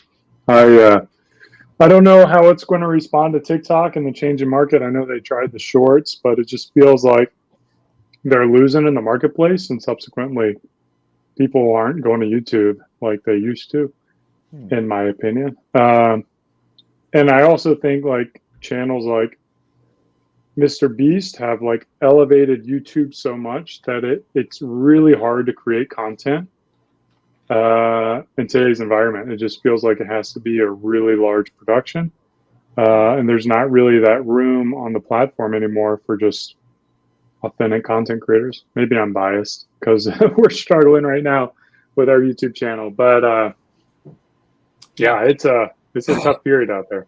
I mean, I kind of feel as though that YouTube favors upstarts, Eric. And so I think, you know, established brands like ours that have been on YouTube for a long time, you know, have to work harder to get the penetration with the algorithm than new upstarts that are jumping on to YouTube for the first time.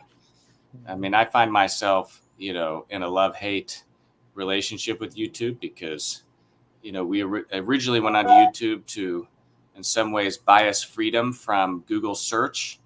And now I find that I'm just, you know, captive to the YouTube algorithm. So it's like trading one God for another. But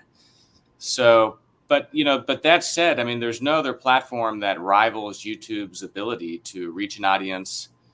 I mean, TikTok, yeah, it's a great platform, but it's still short form. And if you're looking to do long form content, there's just nothing out there that gives you the reach of YouTube. And we've looked into kind of, you know, doing a direct distribution model, right? And the reality is that, you know, creating an audience like that, which you get, you know, out of the box immediately with YouTube, is exceptionally difficult. Yeah. Yeah, I mean, it's still a great platform. I just wonder what the future will be like. You know, like, will they be able to? I don't know. I think it's the ultimate platform. Actually, I'm optimistic about it because I don't think anything compares. I think short form is very disposable. I think it's very forgettable. Usually for myself, if I have friends of mine recommend like a product or something, it's usually coming from YouTube. It's from hours spent watching long form content of somebody. You get to know them more. You feel more of a connection with them. The products that I've personally bought online, at least from creators, they always come from YouTube. They never come from like TikTok or Instagram or anything like that. In fact, if you think to your own habits, your own psychology with consumption, you probably do watch short form content sometimes, but can you really remember any videos that you watched yesterday or the last 7 days? I know I watched something. I just don't know what it was, but I know some YouTube channels I've been watching lately and spending a lot of time with them, and they really stick out in my head as something notable. So I think it's tough for anyone to rival YouTube's ability to like nurture relationships with their audience through long form content, because nothing else gives you that much of an in-depth dive with someone or that much time spent with someone. And the other thing about it too is I think there's statistics that you have to spend like 4 to 7 hours with someone before they buy on average. You can produce a million TikToks to hopefully get to that 4 to 7 hours, but long form is going to get you there a lot faster. Yeah, I've been finding. Sorry, go on, Marcello. So really quickly, I've been finding that, and I'm so compared to a lot of you gentlemen here, I'm very new to the game also, similar to Danny, and I've been finding that YouTube gives me the chance to build a community. I was doing some work in TikTok, but I found that as has been said, it was very disposable. Whereas I feel like the community that lives within my YouTube channel is something that's a lot more personable, and that's what I'm enjoying. So for me, to find people who are like-minded, I'm finding them more on YouTube than I have on the other platforms so far. Mm-hmm.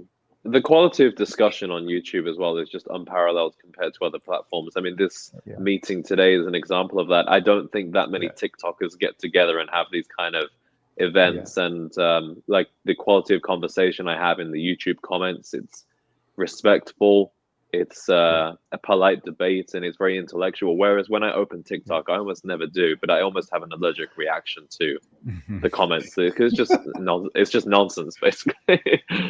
Yeah, I agree with all of you, Danny, specifically with what you said. So I've been on YouTube since pretty much when it first started. I was shooting videos, in my basement, workout videos in my basement in the dark. And as you can see, as a black man, very difficult to see. But I just shot content and just did kind of like what everyone was doing. But over the years, when I switched from, I was the first person to do follow along workout videos on YouTube. No one was doing follow alongs where they just kind of literally, okay, guys, let's go today. This is our workout. And then I'm actually coaching them through. And when I made that decision, I was a little hesitant because I'm like, okay, well, usually when you're, in the old times when, you shoot a workout video, you're only showing the best part of the exercise, right? You're showing the best clip of the exercise.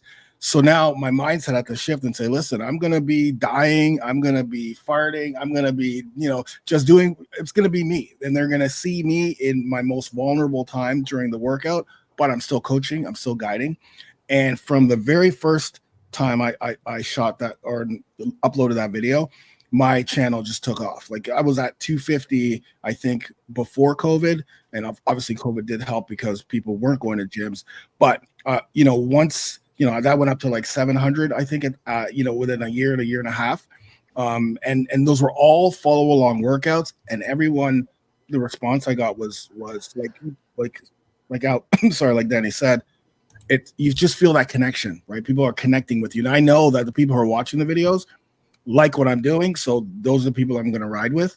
Now, on the flip side, just to jump on what Kirby said, then I started to post, I was getting 100, 200, 300K per video. And then something happened, right? Now it's only 20K. Now it's only 10K. And it's like, wait a minute, I've got all this great production through the video. And now I'm struggling, but I'm posting the same stuff. So I actually had a little bit of resentment in doing that. So, because I haven't posted follow along workouts in a while because of that little bit of a resentment that I've just let go and will start posting. Because the strength and the connection you can get with people on YouTube when you're yourself is unparalleled. You know, as Danny was saying, like, you know, you're scrolling through TikTok or Instagram Shorts or what have you. I don't remember anything. Yes, for that 2 seconds or 15 seconds, yeah, I'm stimulated, but then I don't. 7 videos later, I don't remember the first video that I was supposed to remember, specifically at my age. So YouTube 100%, and then I also use YouTube or Google for ads. Now that was a game changer for me. Like, that literally grew my membership from 2,000 to 17,000, and they're qualified people. And YouTube ads are something of a it's still an open place where you can grow better than Facebook. I still struggle with Facebook ads, and so on both ends, ad wise, YouTube's fantastic, but I think YouTube's a place specifically for the connection with who you connect with, and just being yourself. I think Alex, you're pretty on the nose with the algorithm as a former Google employee, right? I was about to say we got Alex. Alex Costa. Alex Costa. I want to. How's it going, everyone? Good morning. How you guys doing? Hey, Alex. You know, when I worked at YouTube, I worked there 2015 to 2018. So the algorithm, I think if I worked there last year, I probably wouldn't know what the hell's going on with the algorithm anymore. You know, it changes so quickly. But what I did learn when I worked at YouTube, and what was like the biggest mindset blocker for me, was at the time I didn't really understand how big you could get from just making YouTube videos and creating a business around a media company on YouTube. And when I worked there and I saw the creators doing that, that to me was the most inspiring thing, because I was working with really large gaming creators, and the things they were doing I never thought were possible in 2015 to 2018. You know, they were working with massive brands, they were being flown out around the world, and they were creating their own businesses, and obviously financially very well off. And that to me was extremely exciting. And that's why I pursued it so hard, and that's why I quit to do it myself full time. But nowadays, I mean, to me, I was catching on to your conversation a little bit on YouTube here before I joined. To me, YouTube is still the best. I think when and Danny, you know, hit it on the head perfectly. It's like you don't even remember what you watch on short form content anymore. And I noticed that when I get recognized and guys come up to me and they say, Alex, like, I love your content. You know, you helped me with this and that. I love this video or that video. They watch my YouTube channel. But when they recognize me and they say, hey, you're that guy, the hair guy, the fashion guy, they don't even know, right? It's because they haven't really formed a connection, because they might even follow me on Instagram or TikTok, but they see my video once in a while. You know, it's very transactional in a way. It's very quick. So you don't really build that connection on short form as much as you do on YouTube. I started on YouTube I'm going to age myself, probably like 2013 or something like that, 2011. And to me, it's still the best platform. It's still like my baby. I love YouTube. It's gotten tougher and tougher. It's a lot more analytical. You need a team if you want to succeed in the right way. But I think, to me, it's still the most exciting platform. Yeah, Alex, I actually had a question for you. What role does short form play like within your business model as a whole? Like, why do you consistently post to Instagram and TikTok per se? How does that work within your entire funnel and the purpose of it in your business? I've always just been really, for me, if there's a new platform, I jump on it immediately, just because I know that that's where the attention goes. And, you know, sometimes it doesn't move forward. But with TikTok, for example, I'm really glad that I jumped on early, right? Because most of my followers came from my early jump onto TikTok, and then it kind of fizzled out and I started growing slower and slower later on. But the growth that you get by jumping onto a platform early on is substantially faster than if you wait a little while and jump later on. So it's kind of a gamble, you know, to take time away from YouTube, put it into this new platform. And in this situation, I think it paid off for me.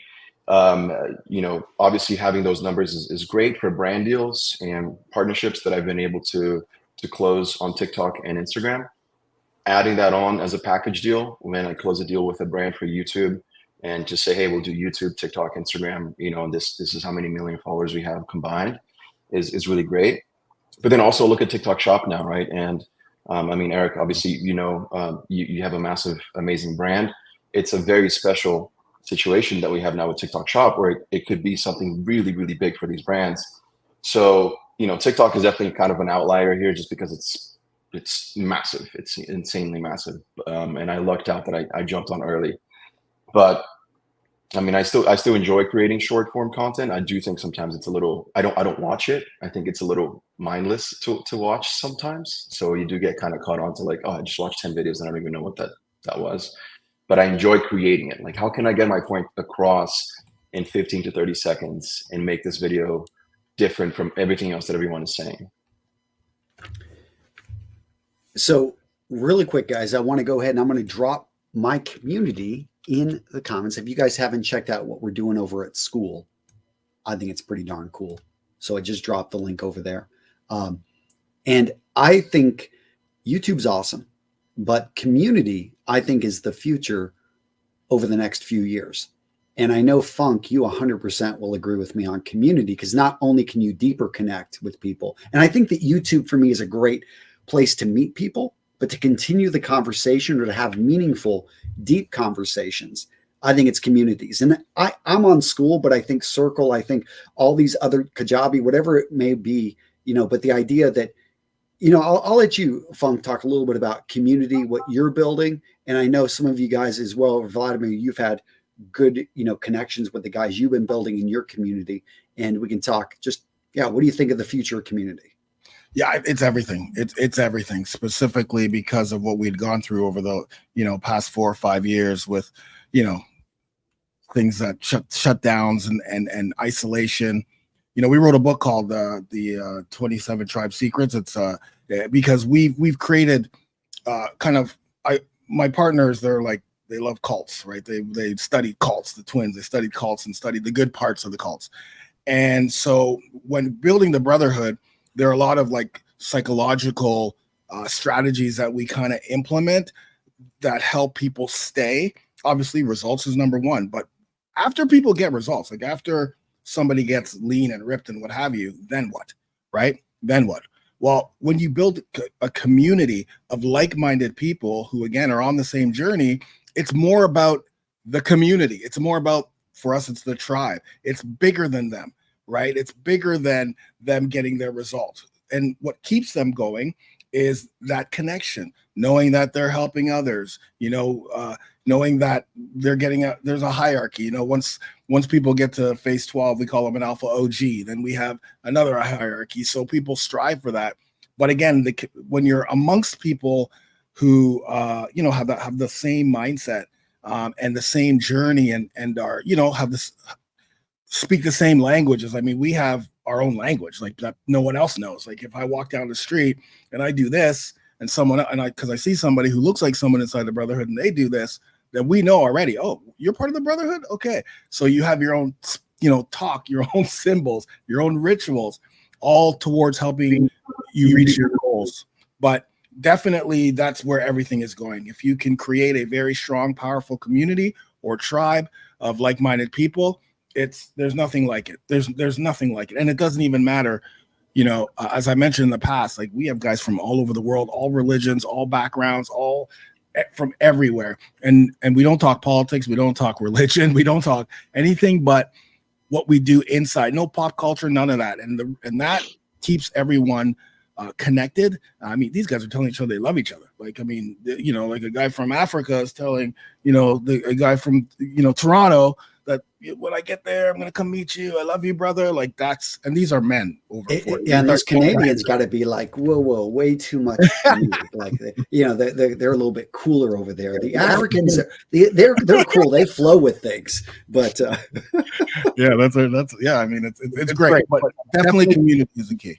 Yeah, I want to take my usual 90 seconds to sing the praises of YouTube. For kind of piggyback on some of the things we were saying. First of all, I found, what is your goal with YouTube? For me, it's to have an impact, to help men look better and live better, to put a couple dollars in Jeff's pocket. And to feel like I'm making a contribution. And also I was able to pivot from a former career. I'm a retired chiropractor, to be able to share some of my passions with other people, to do that on short form, difficult. But another reason why I always sing the praise of YouTube, and I try to encourage as many guys to start a YouTube channel. If you have any expertise, if you're a former dentist, if you're a carpenter, you have something to share. But with the YouTube, and compared to any other platform, it's a symbiotic relationship. The more money I make for YouTube, the more they make, they're going to funnel it back to me. No other social media platform has that symbiotic relationship. On top of that, I think guys need to pay attention if you're going to do content creation. The number one streaming platform on televisions is not Netflix, it's YouTube. And that's occurred in the last year or two, to where YouTube has like 30% more viewers than Netflix on streaming content. So if we're trying to build community, and with the parasocial relationship you create with long-term form, you can then transfer to developing these groups like Antonio was talking about, like Funk is talking about. It's going to be very difficult to build this sense of community, camaraderie with the 30-second YouTube short, Instagram reel. Although I don't discount those as business opportunities to take and to build your platforms. To me, I'm very bullish on YouTube, even though I've been at an inflection point where I'm not growing like I used to, but I'm still doing extremely well. I have to figure out some things. I have to kind of revamp a few things, and that's okay. But I'm 150% bullish on YouTube in the immediate future for the reason I just listed. I just wanted to throw that in there. So one area approaching YouTube, I think a lot of people don't think of, because the average guy's like, well, why would I want to be a YouTuber or put this out there? I view it as an exercise in the same way of going to the gym. If you could do, let's take shorts. Just simply record a short about your expertise or maybe something you want to get better at, talking to the camera. And it's almost like a journal of you. And there's a great book. It's called Writing is Learning.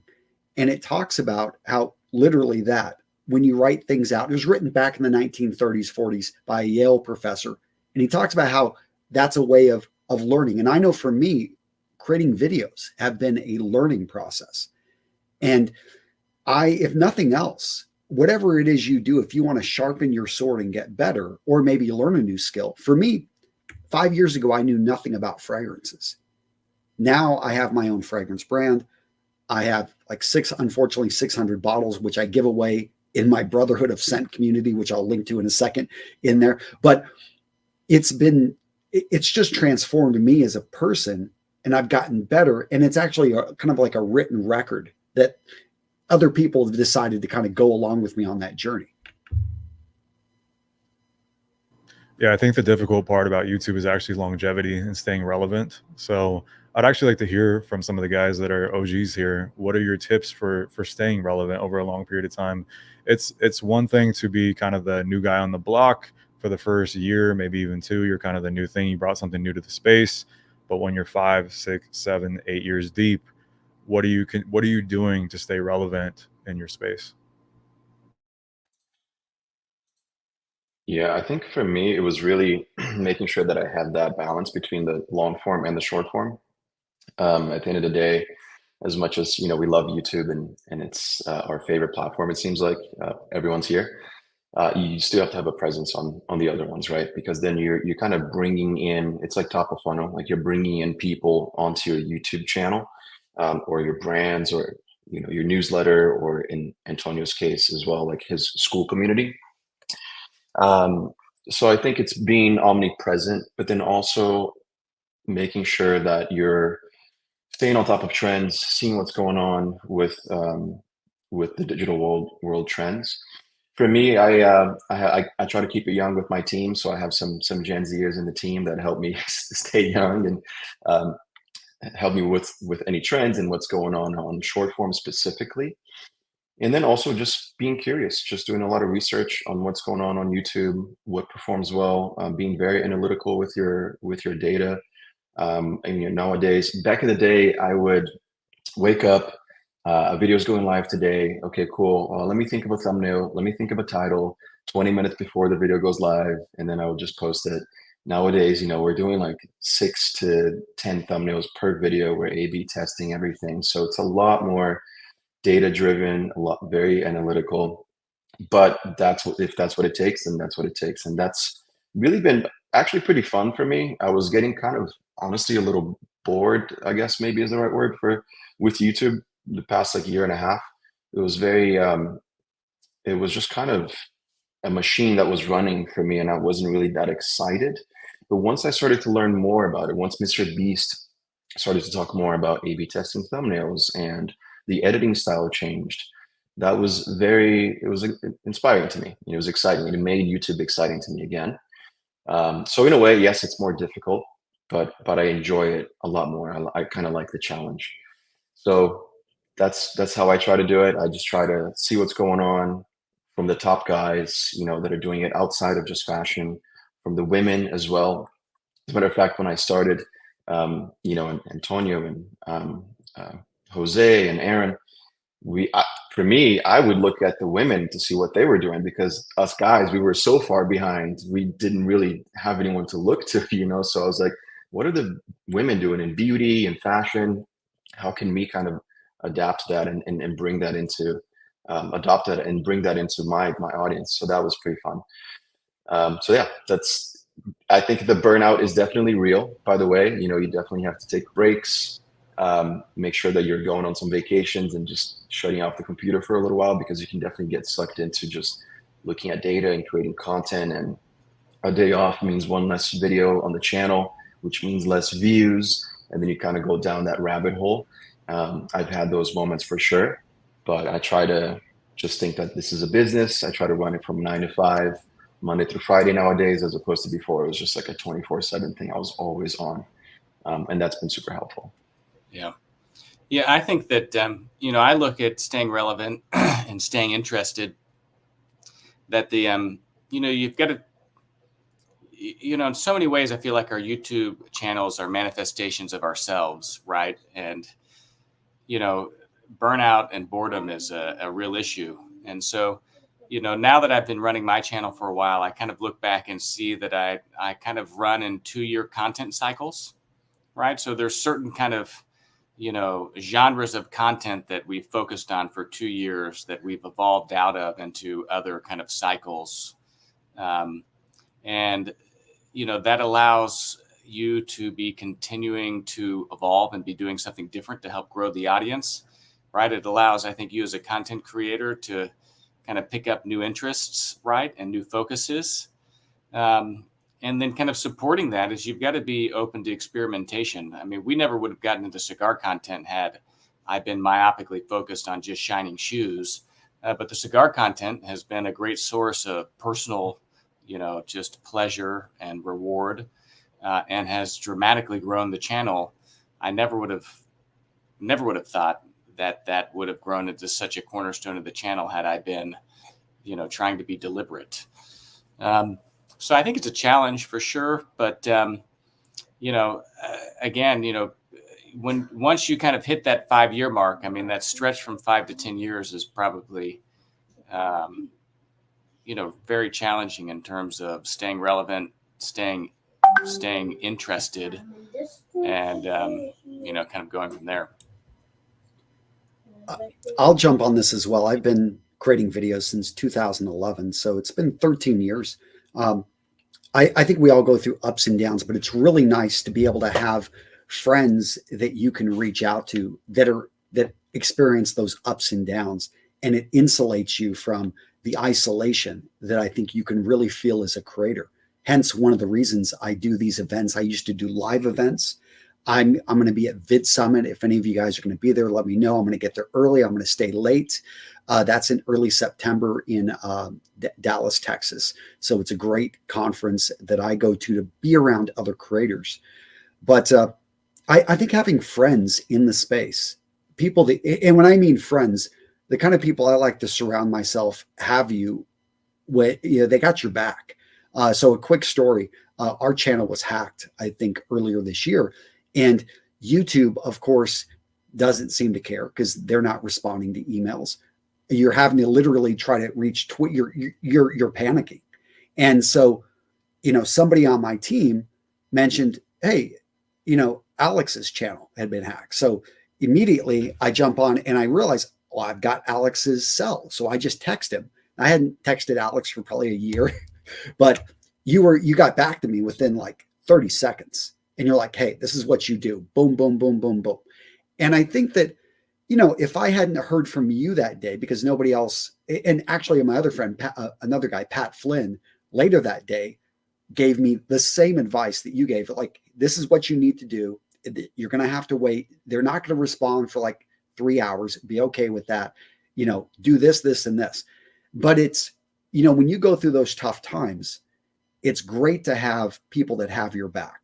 And that's, if any advice to lasting long on YouTube is to have a mastermind, have a group of guys that you're tight with, who will be there for you when things get tough, and you can also talk to and celebrate, because most people don't understand.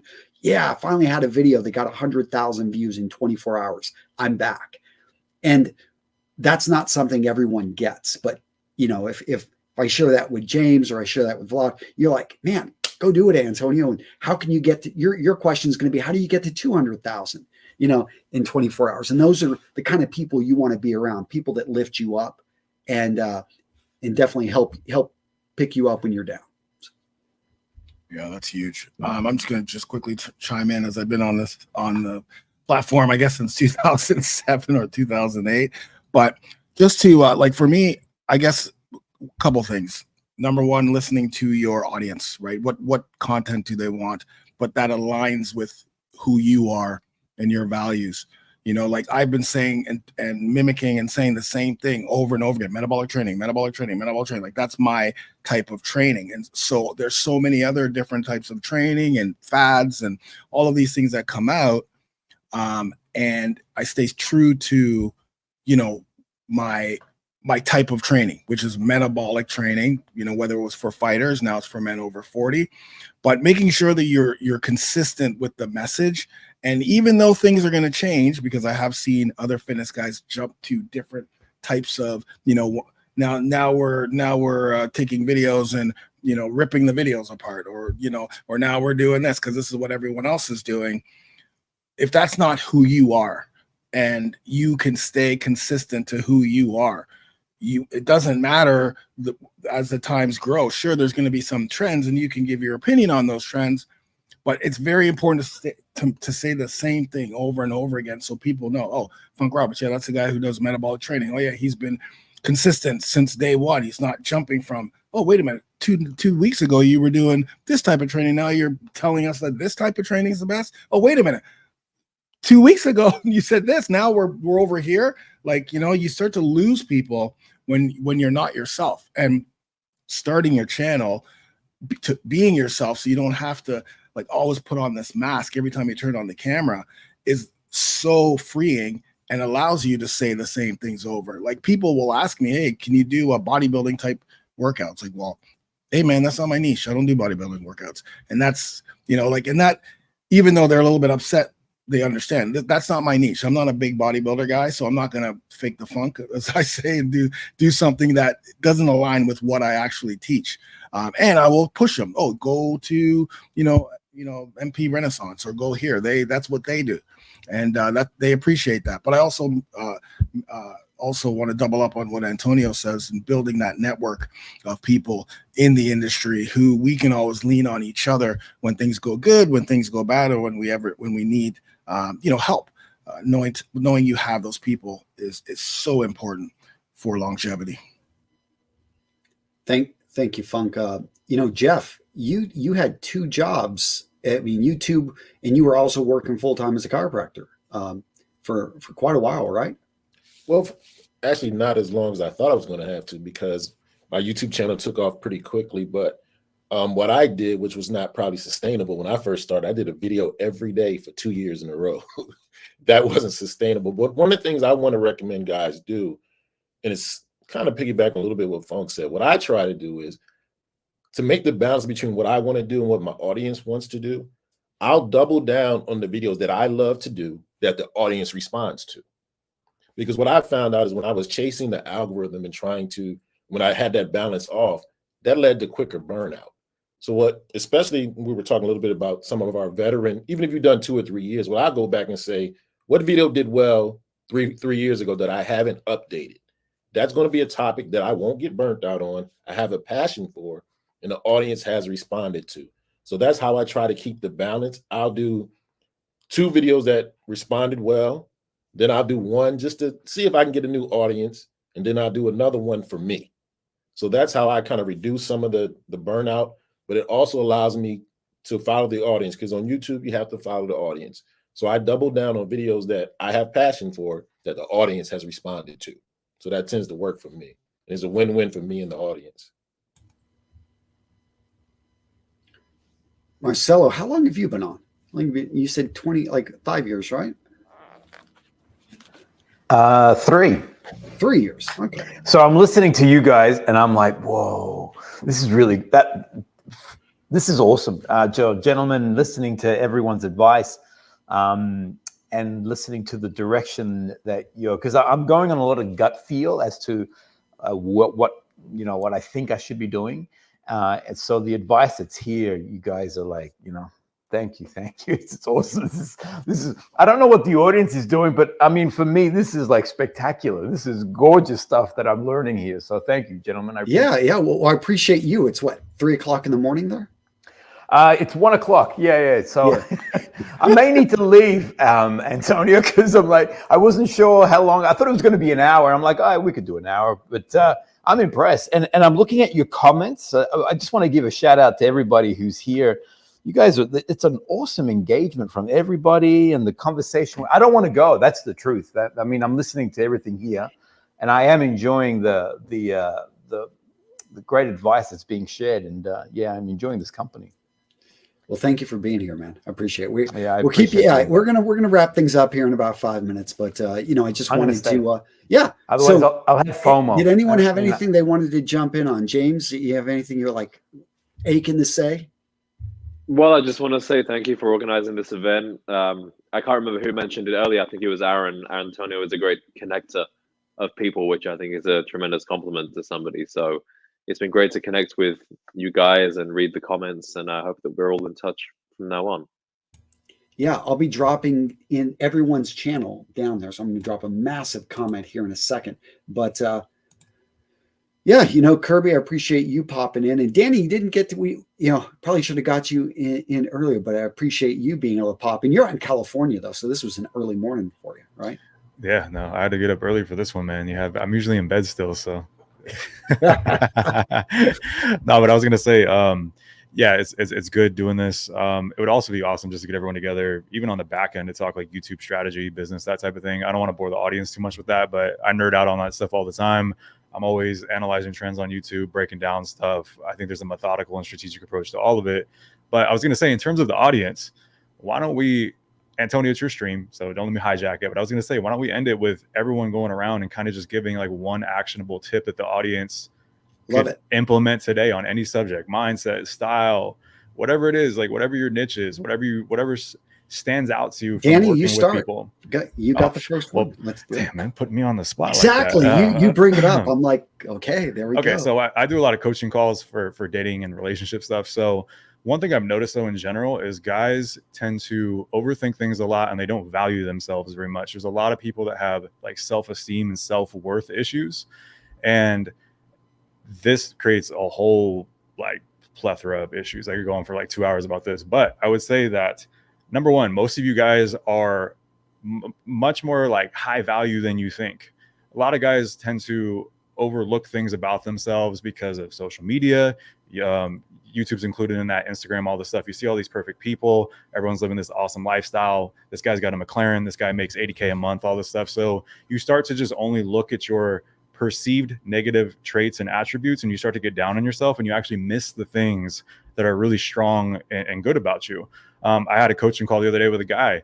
This guy looked like a damn male model, but he was sitting there going, I just don't think I measure up, man. I see these guys on like Instagram and stuff, and I just think that I need to fix some things. I need to kind of like fix this thing about my hairline and this about my skin. And I'm like, dude, hold on, step back, bigger picture here. You're better looking than 90% of the population, but he can't see that. And I see that a lot. The second thing to attach to that is I see guys they get stuck in their head a lot. They're afraid to do certain things. They're afraid to approach a girl. They're afraid to try a business. They're afraid to do this or that. What I say with that is flood yourself with so much action that overthinking becomes like an impossibility. You want to get in motion, taking so much action towards the things that you want to improve, that there is no time to overthink it and get in your head and all that stuff. If you see a girl out in public, go. Like, as soon as you see her, just go up, hi. Like, it doesn't have to be some sick perfect line. Just unless say it's something. my wife. And then, yeah, don't do it. yeah. No, don't do that. Bad idea.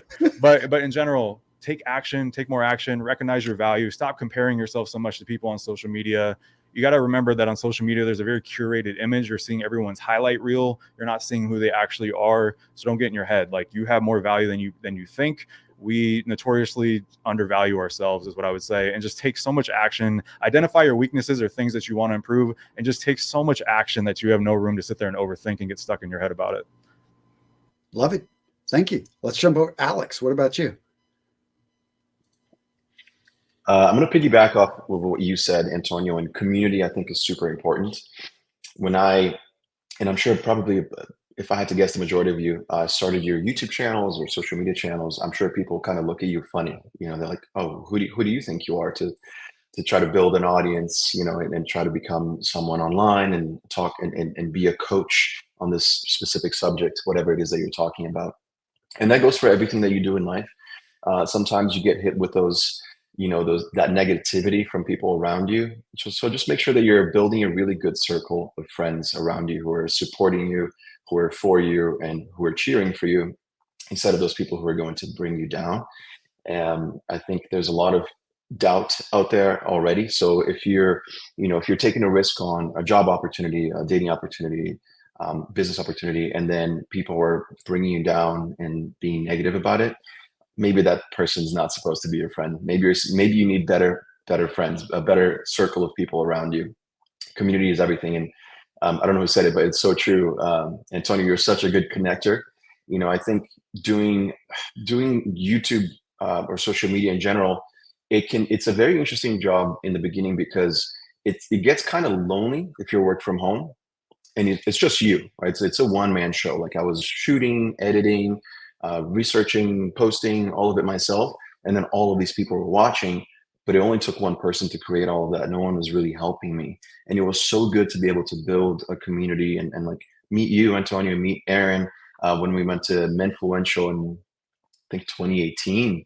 I met you guys, and it just expanded, my network, and I was able to confide in you guys and ask you if anything was going on with YouTube. We would have maybe like every 6 months we would catch up, but it was still enough, and it's still super helpful to me and my career personally. So thank you for doing that. Thank you for putting this together. It's been awesome chatting with you guys and these legends here today. I really appreciate it. Yeah, and for all the guys here, we'll do another set of masterminds here in the fall, and we have a lot of fun with them. So I'll reach out. We're probably going to do one on YouTube, just simply because I love geeking out, and a lot of you guys do, about the numbers and growing. But Funk, man, I think that you could really, if you guys didn't, I mean, you've been crushing it, Funk, over on just paid ads on YouTube, which I think is a hidden gem for anyone that's a business owner. I know Eric Vanderholtz needs to probably speak with you, and maybe even Kirby with his business. And yeah, you've just been crushing it, man. So it was a surprise to get you on. I'm very happy we were able to get you here. Yeah, thanks. I appreciate you guys. And yeah, I mean, for me, YouTube, like I had mentioned in the past, that's definitely the go-to. Even now, when we just restarted our ads, and I'm doing the Facebook side, and I've got my YouTube guy doing the YouTube side.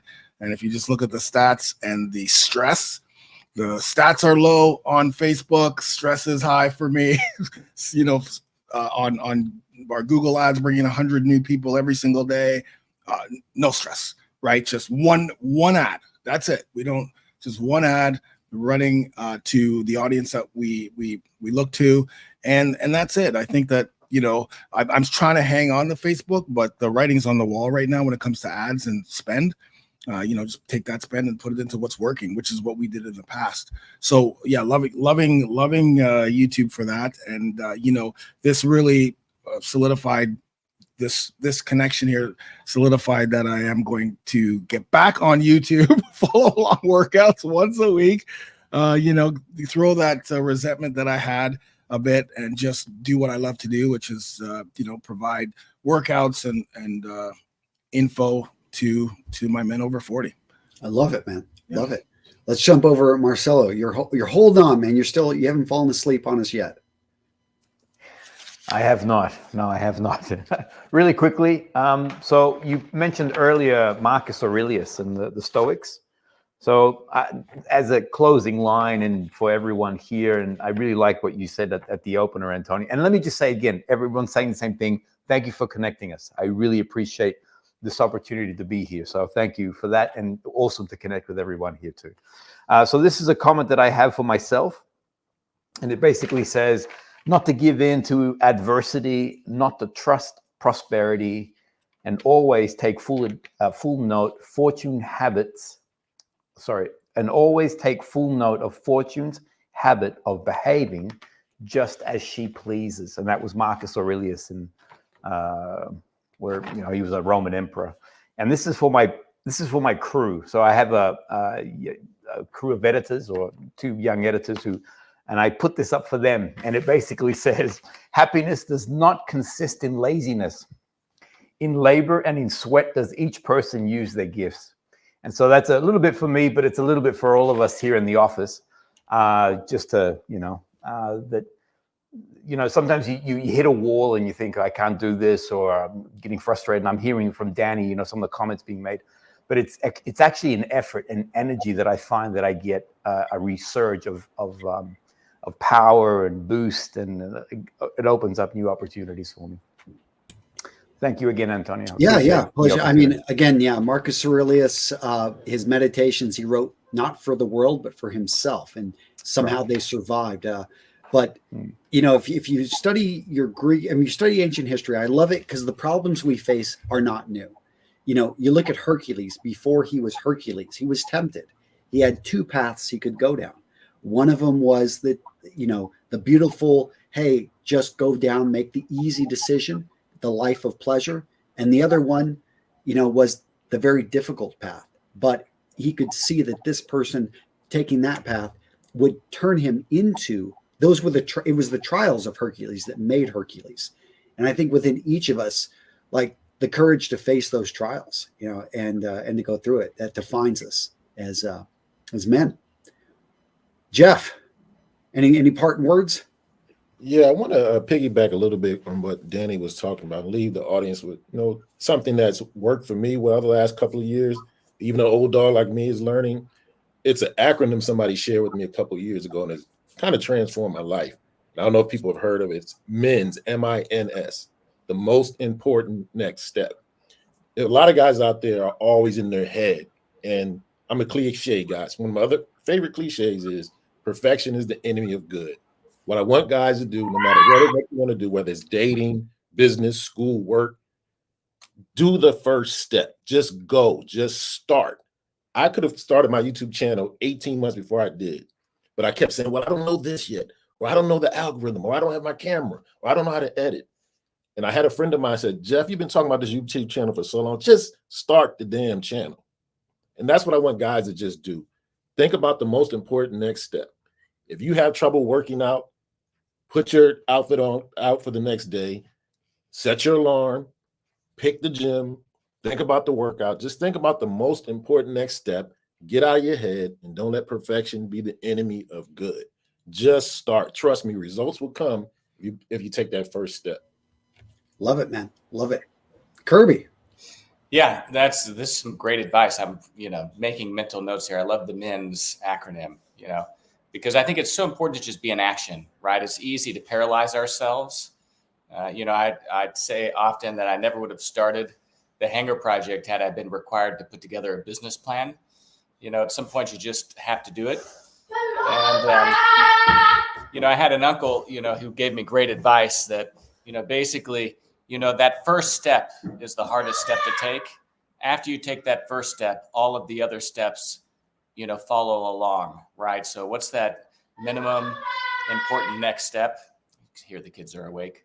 The only thing that I would add is being unapologetic. I think that, You know, you just have to be unapologetic about what it is that's important to you. You know, if you enjoy dressing up, you know, whenever someone says, you know, why are you overdressed? You know, be unapologetic about it. You know, I think that, you know, we live our entire adolescent life trying to be just like everyone else. You know, whenever one becomes an adult, I think, you know, wisdom is to realize that being just like everyone else is death. And so being unapologetic about who you are, what it is you believe in, and how it is that you want to live your life is one of the most empowering mindsets that you can give yourself permission to hold. Vlad, what do you got to add, man? With me, I like to tell people things that aren't too comfortable to hear, or like things that they don't usually hear from other people. But those are things that serve me greatly. So one thing I like to tell people is compliments are good, right? A lot of people, when they get dressed, they're thinking about the compliments, but you can't really use compliments as a barometer of good style, you know? And that's one thing a lot of guys fall into, you know, like they'll come to me and ask me, does this go together? And I'll be like, not really, you know, you could probably do it better. And they'd be like, but I get so many compliments on this, you know?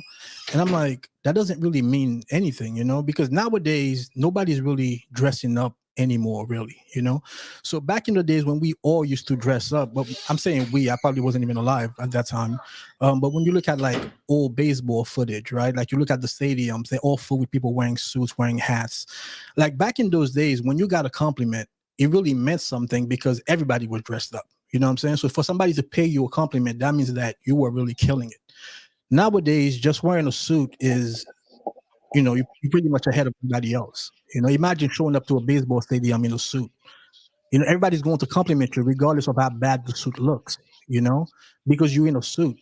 So that's half the battle. So I tell people it's good to get compliments, but you shouldn't really use that meaning to mean that you're really killing it, you know, because that's not really what it means, you know. So one thing, I'm not saying that compliments are bad, but compliments is not a sign that, yeah, you're definitely killing it. So don't use compliments as a barometer of good style. You should consider more the source of the compliment, because most people don't really know that much anyway when it comes to who's really dressed well, who's not. They just see you in a suit, you know what I mean? So once again, compliments aren't bad, but don't dress up for compliments. Dress up because you want to dress well. That's how I feel. 100%, man. Yeah. Hey, so really quick, I don't know who this random jogger is. little tidbit about Mr. Marino is that every single day, like 3 times a day, he just likes to go for walks and runs. And does anyone hear this guy? No, like he's still on the iPhone 3, muffled. man. One thing, On there. yeah. So one thing I love about Aaron is that he always reminds me that I need to be selling. So I appreciate it. He wants me to, hey, Mission Fragrances, you can use that code down there. $200 off. That's not. You're always like, you got to make money for your house, man. You're always like, go sell. Quit being so, you know. Oh well, I tried. We can hear you now. Yeah. What's your words of wisdom, man? Okay, okay, sorry, little technical issues. Buy Mission Fragrance. Thank me later. Use that discount code. Don't wait. Second thing is nobody cares. Get to work. Peace. Have a great day. Bye. Yep. All right. See you, Aaron. Later. James, let's jump over to you, man. Sure. I want to piggyback on something that Kirby said, which would be, if you want to do something a little bit out of the ordinary, maybe you have this business idea, maybe you want to be a content creator, lean into the things that make you weird. My mom used to ridicule me and say like, oh, you want to be like an old guy from an old movie. I'm like, yeah, I do want to be Cary Grant. And then I worked in secret really on my YouTube channel. I didn't tell anybody about it until it became successful. So then 9 months later, I was like, oh, by the way, that thing I was telling you about, it's my job now, and here's some money for your new car. So that was kind of like a cool moment for me, and it taught me that like all of us guys on this call right now, there's something about us that makes us a little bit different from ordinary people, just as there is something that makes you different from ordinary people. Being able to discover that and embrace it is really helpful. And if you have to do it in secret at first so that you don't worry about what other people think, I actually think that's a really powerful thing. You can use your embarrassment, for want of a better word, to your advantage. Well, thank everyone. Thank you all for being here today. I'll wrap this up by just saying, gratitude is a great way to start your day. All of us have something that we can be thankful for maybe someone that cares about us, a relationship we're in, for our health, for just simply to be here one more day.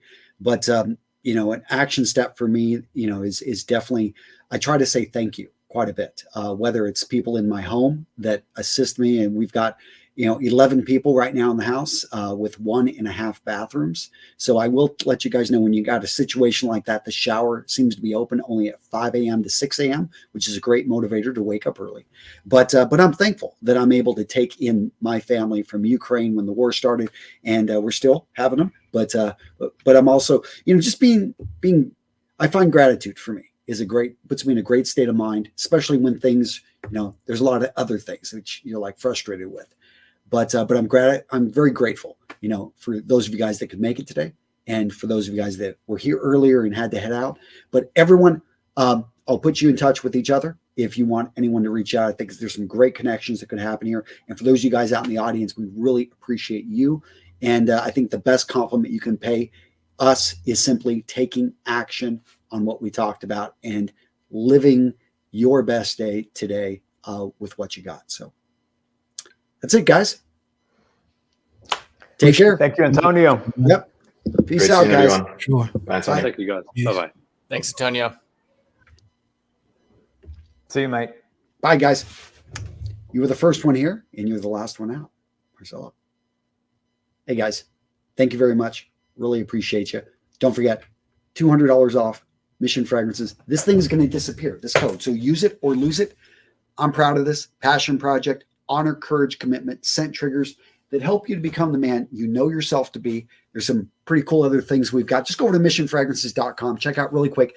I'll leave up that code for a little while, but it's not going to be around forever. And I know a lot of you guys in the comments have already grabbed your Mission Fragrance set. We've got a limited number. And yeah, I'm wrapping up sales on them here very soon. So that's it, guys. Take care and see you around.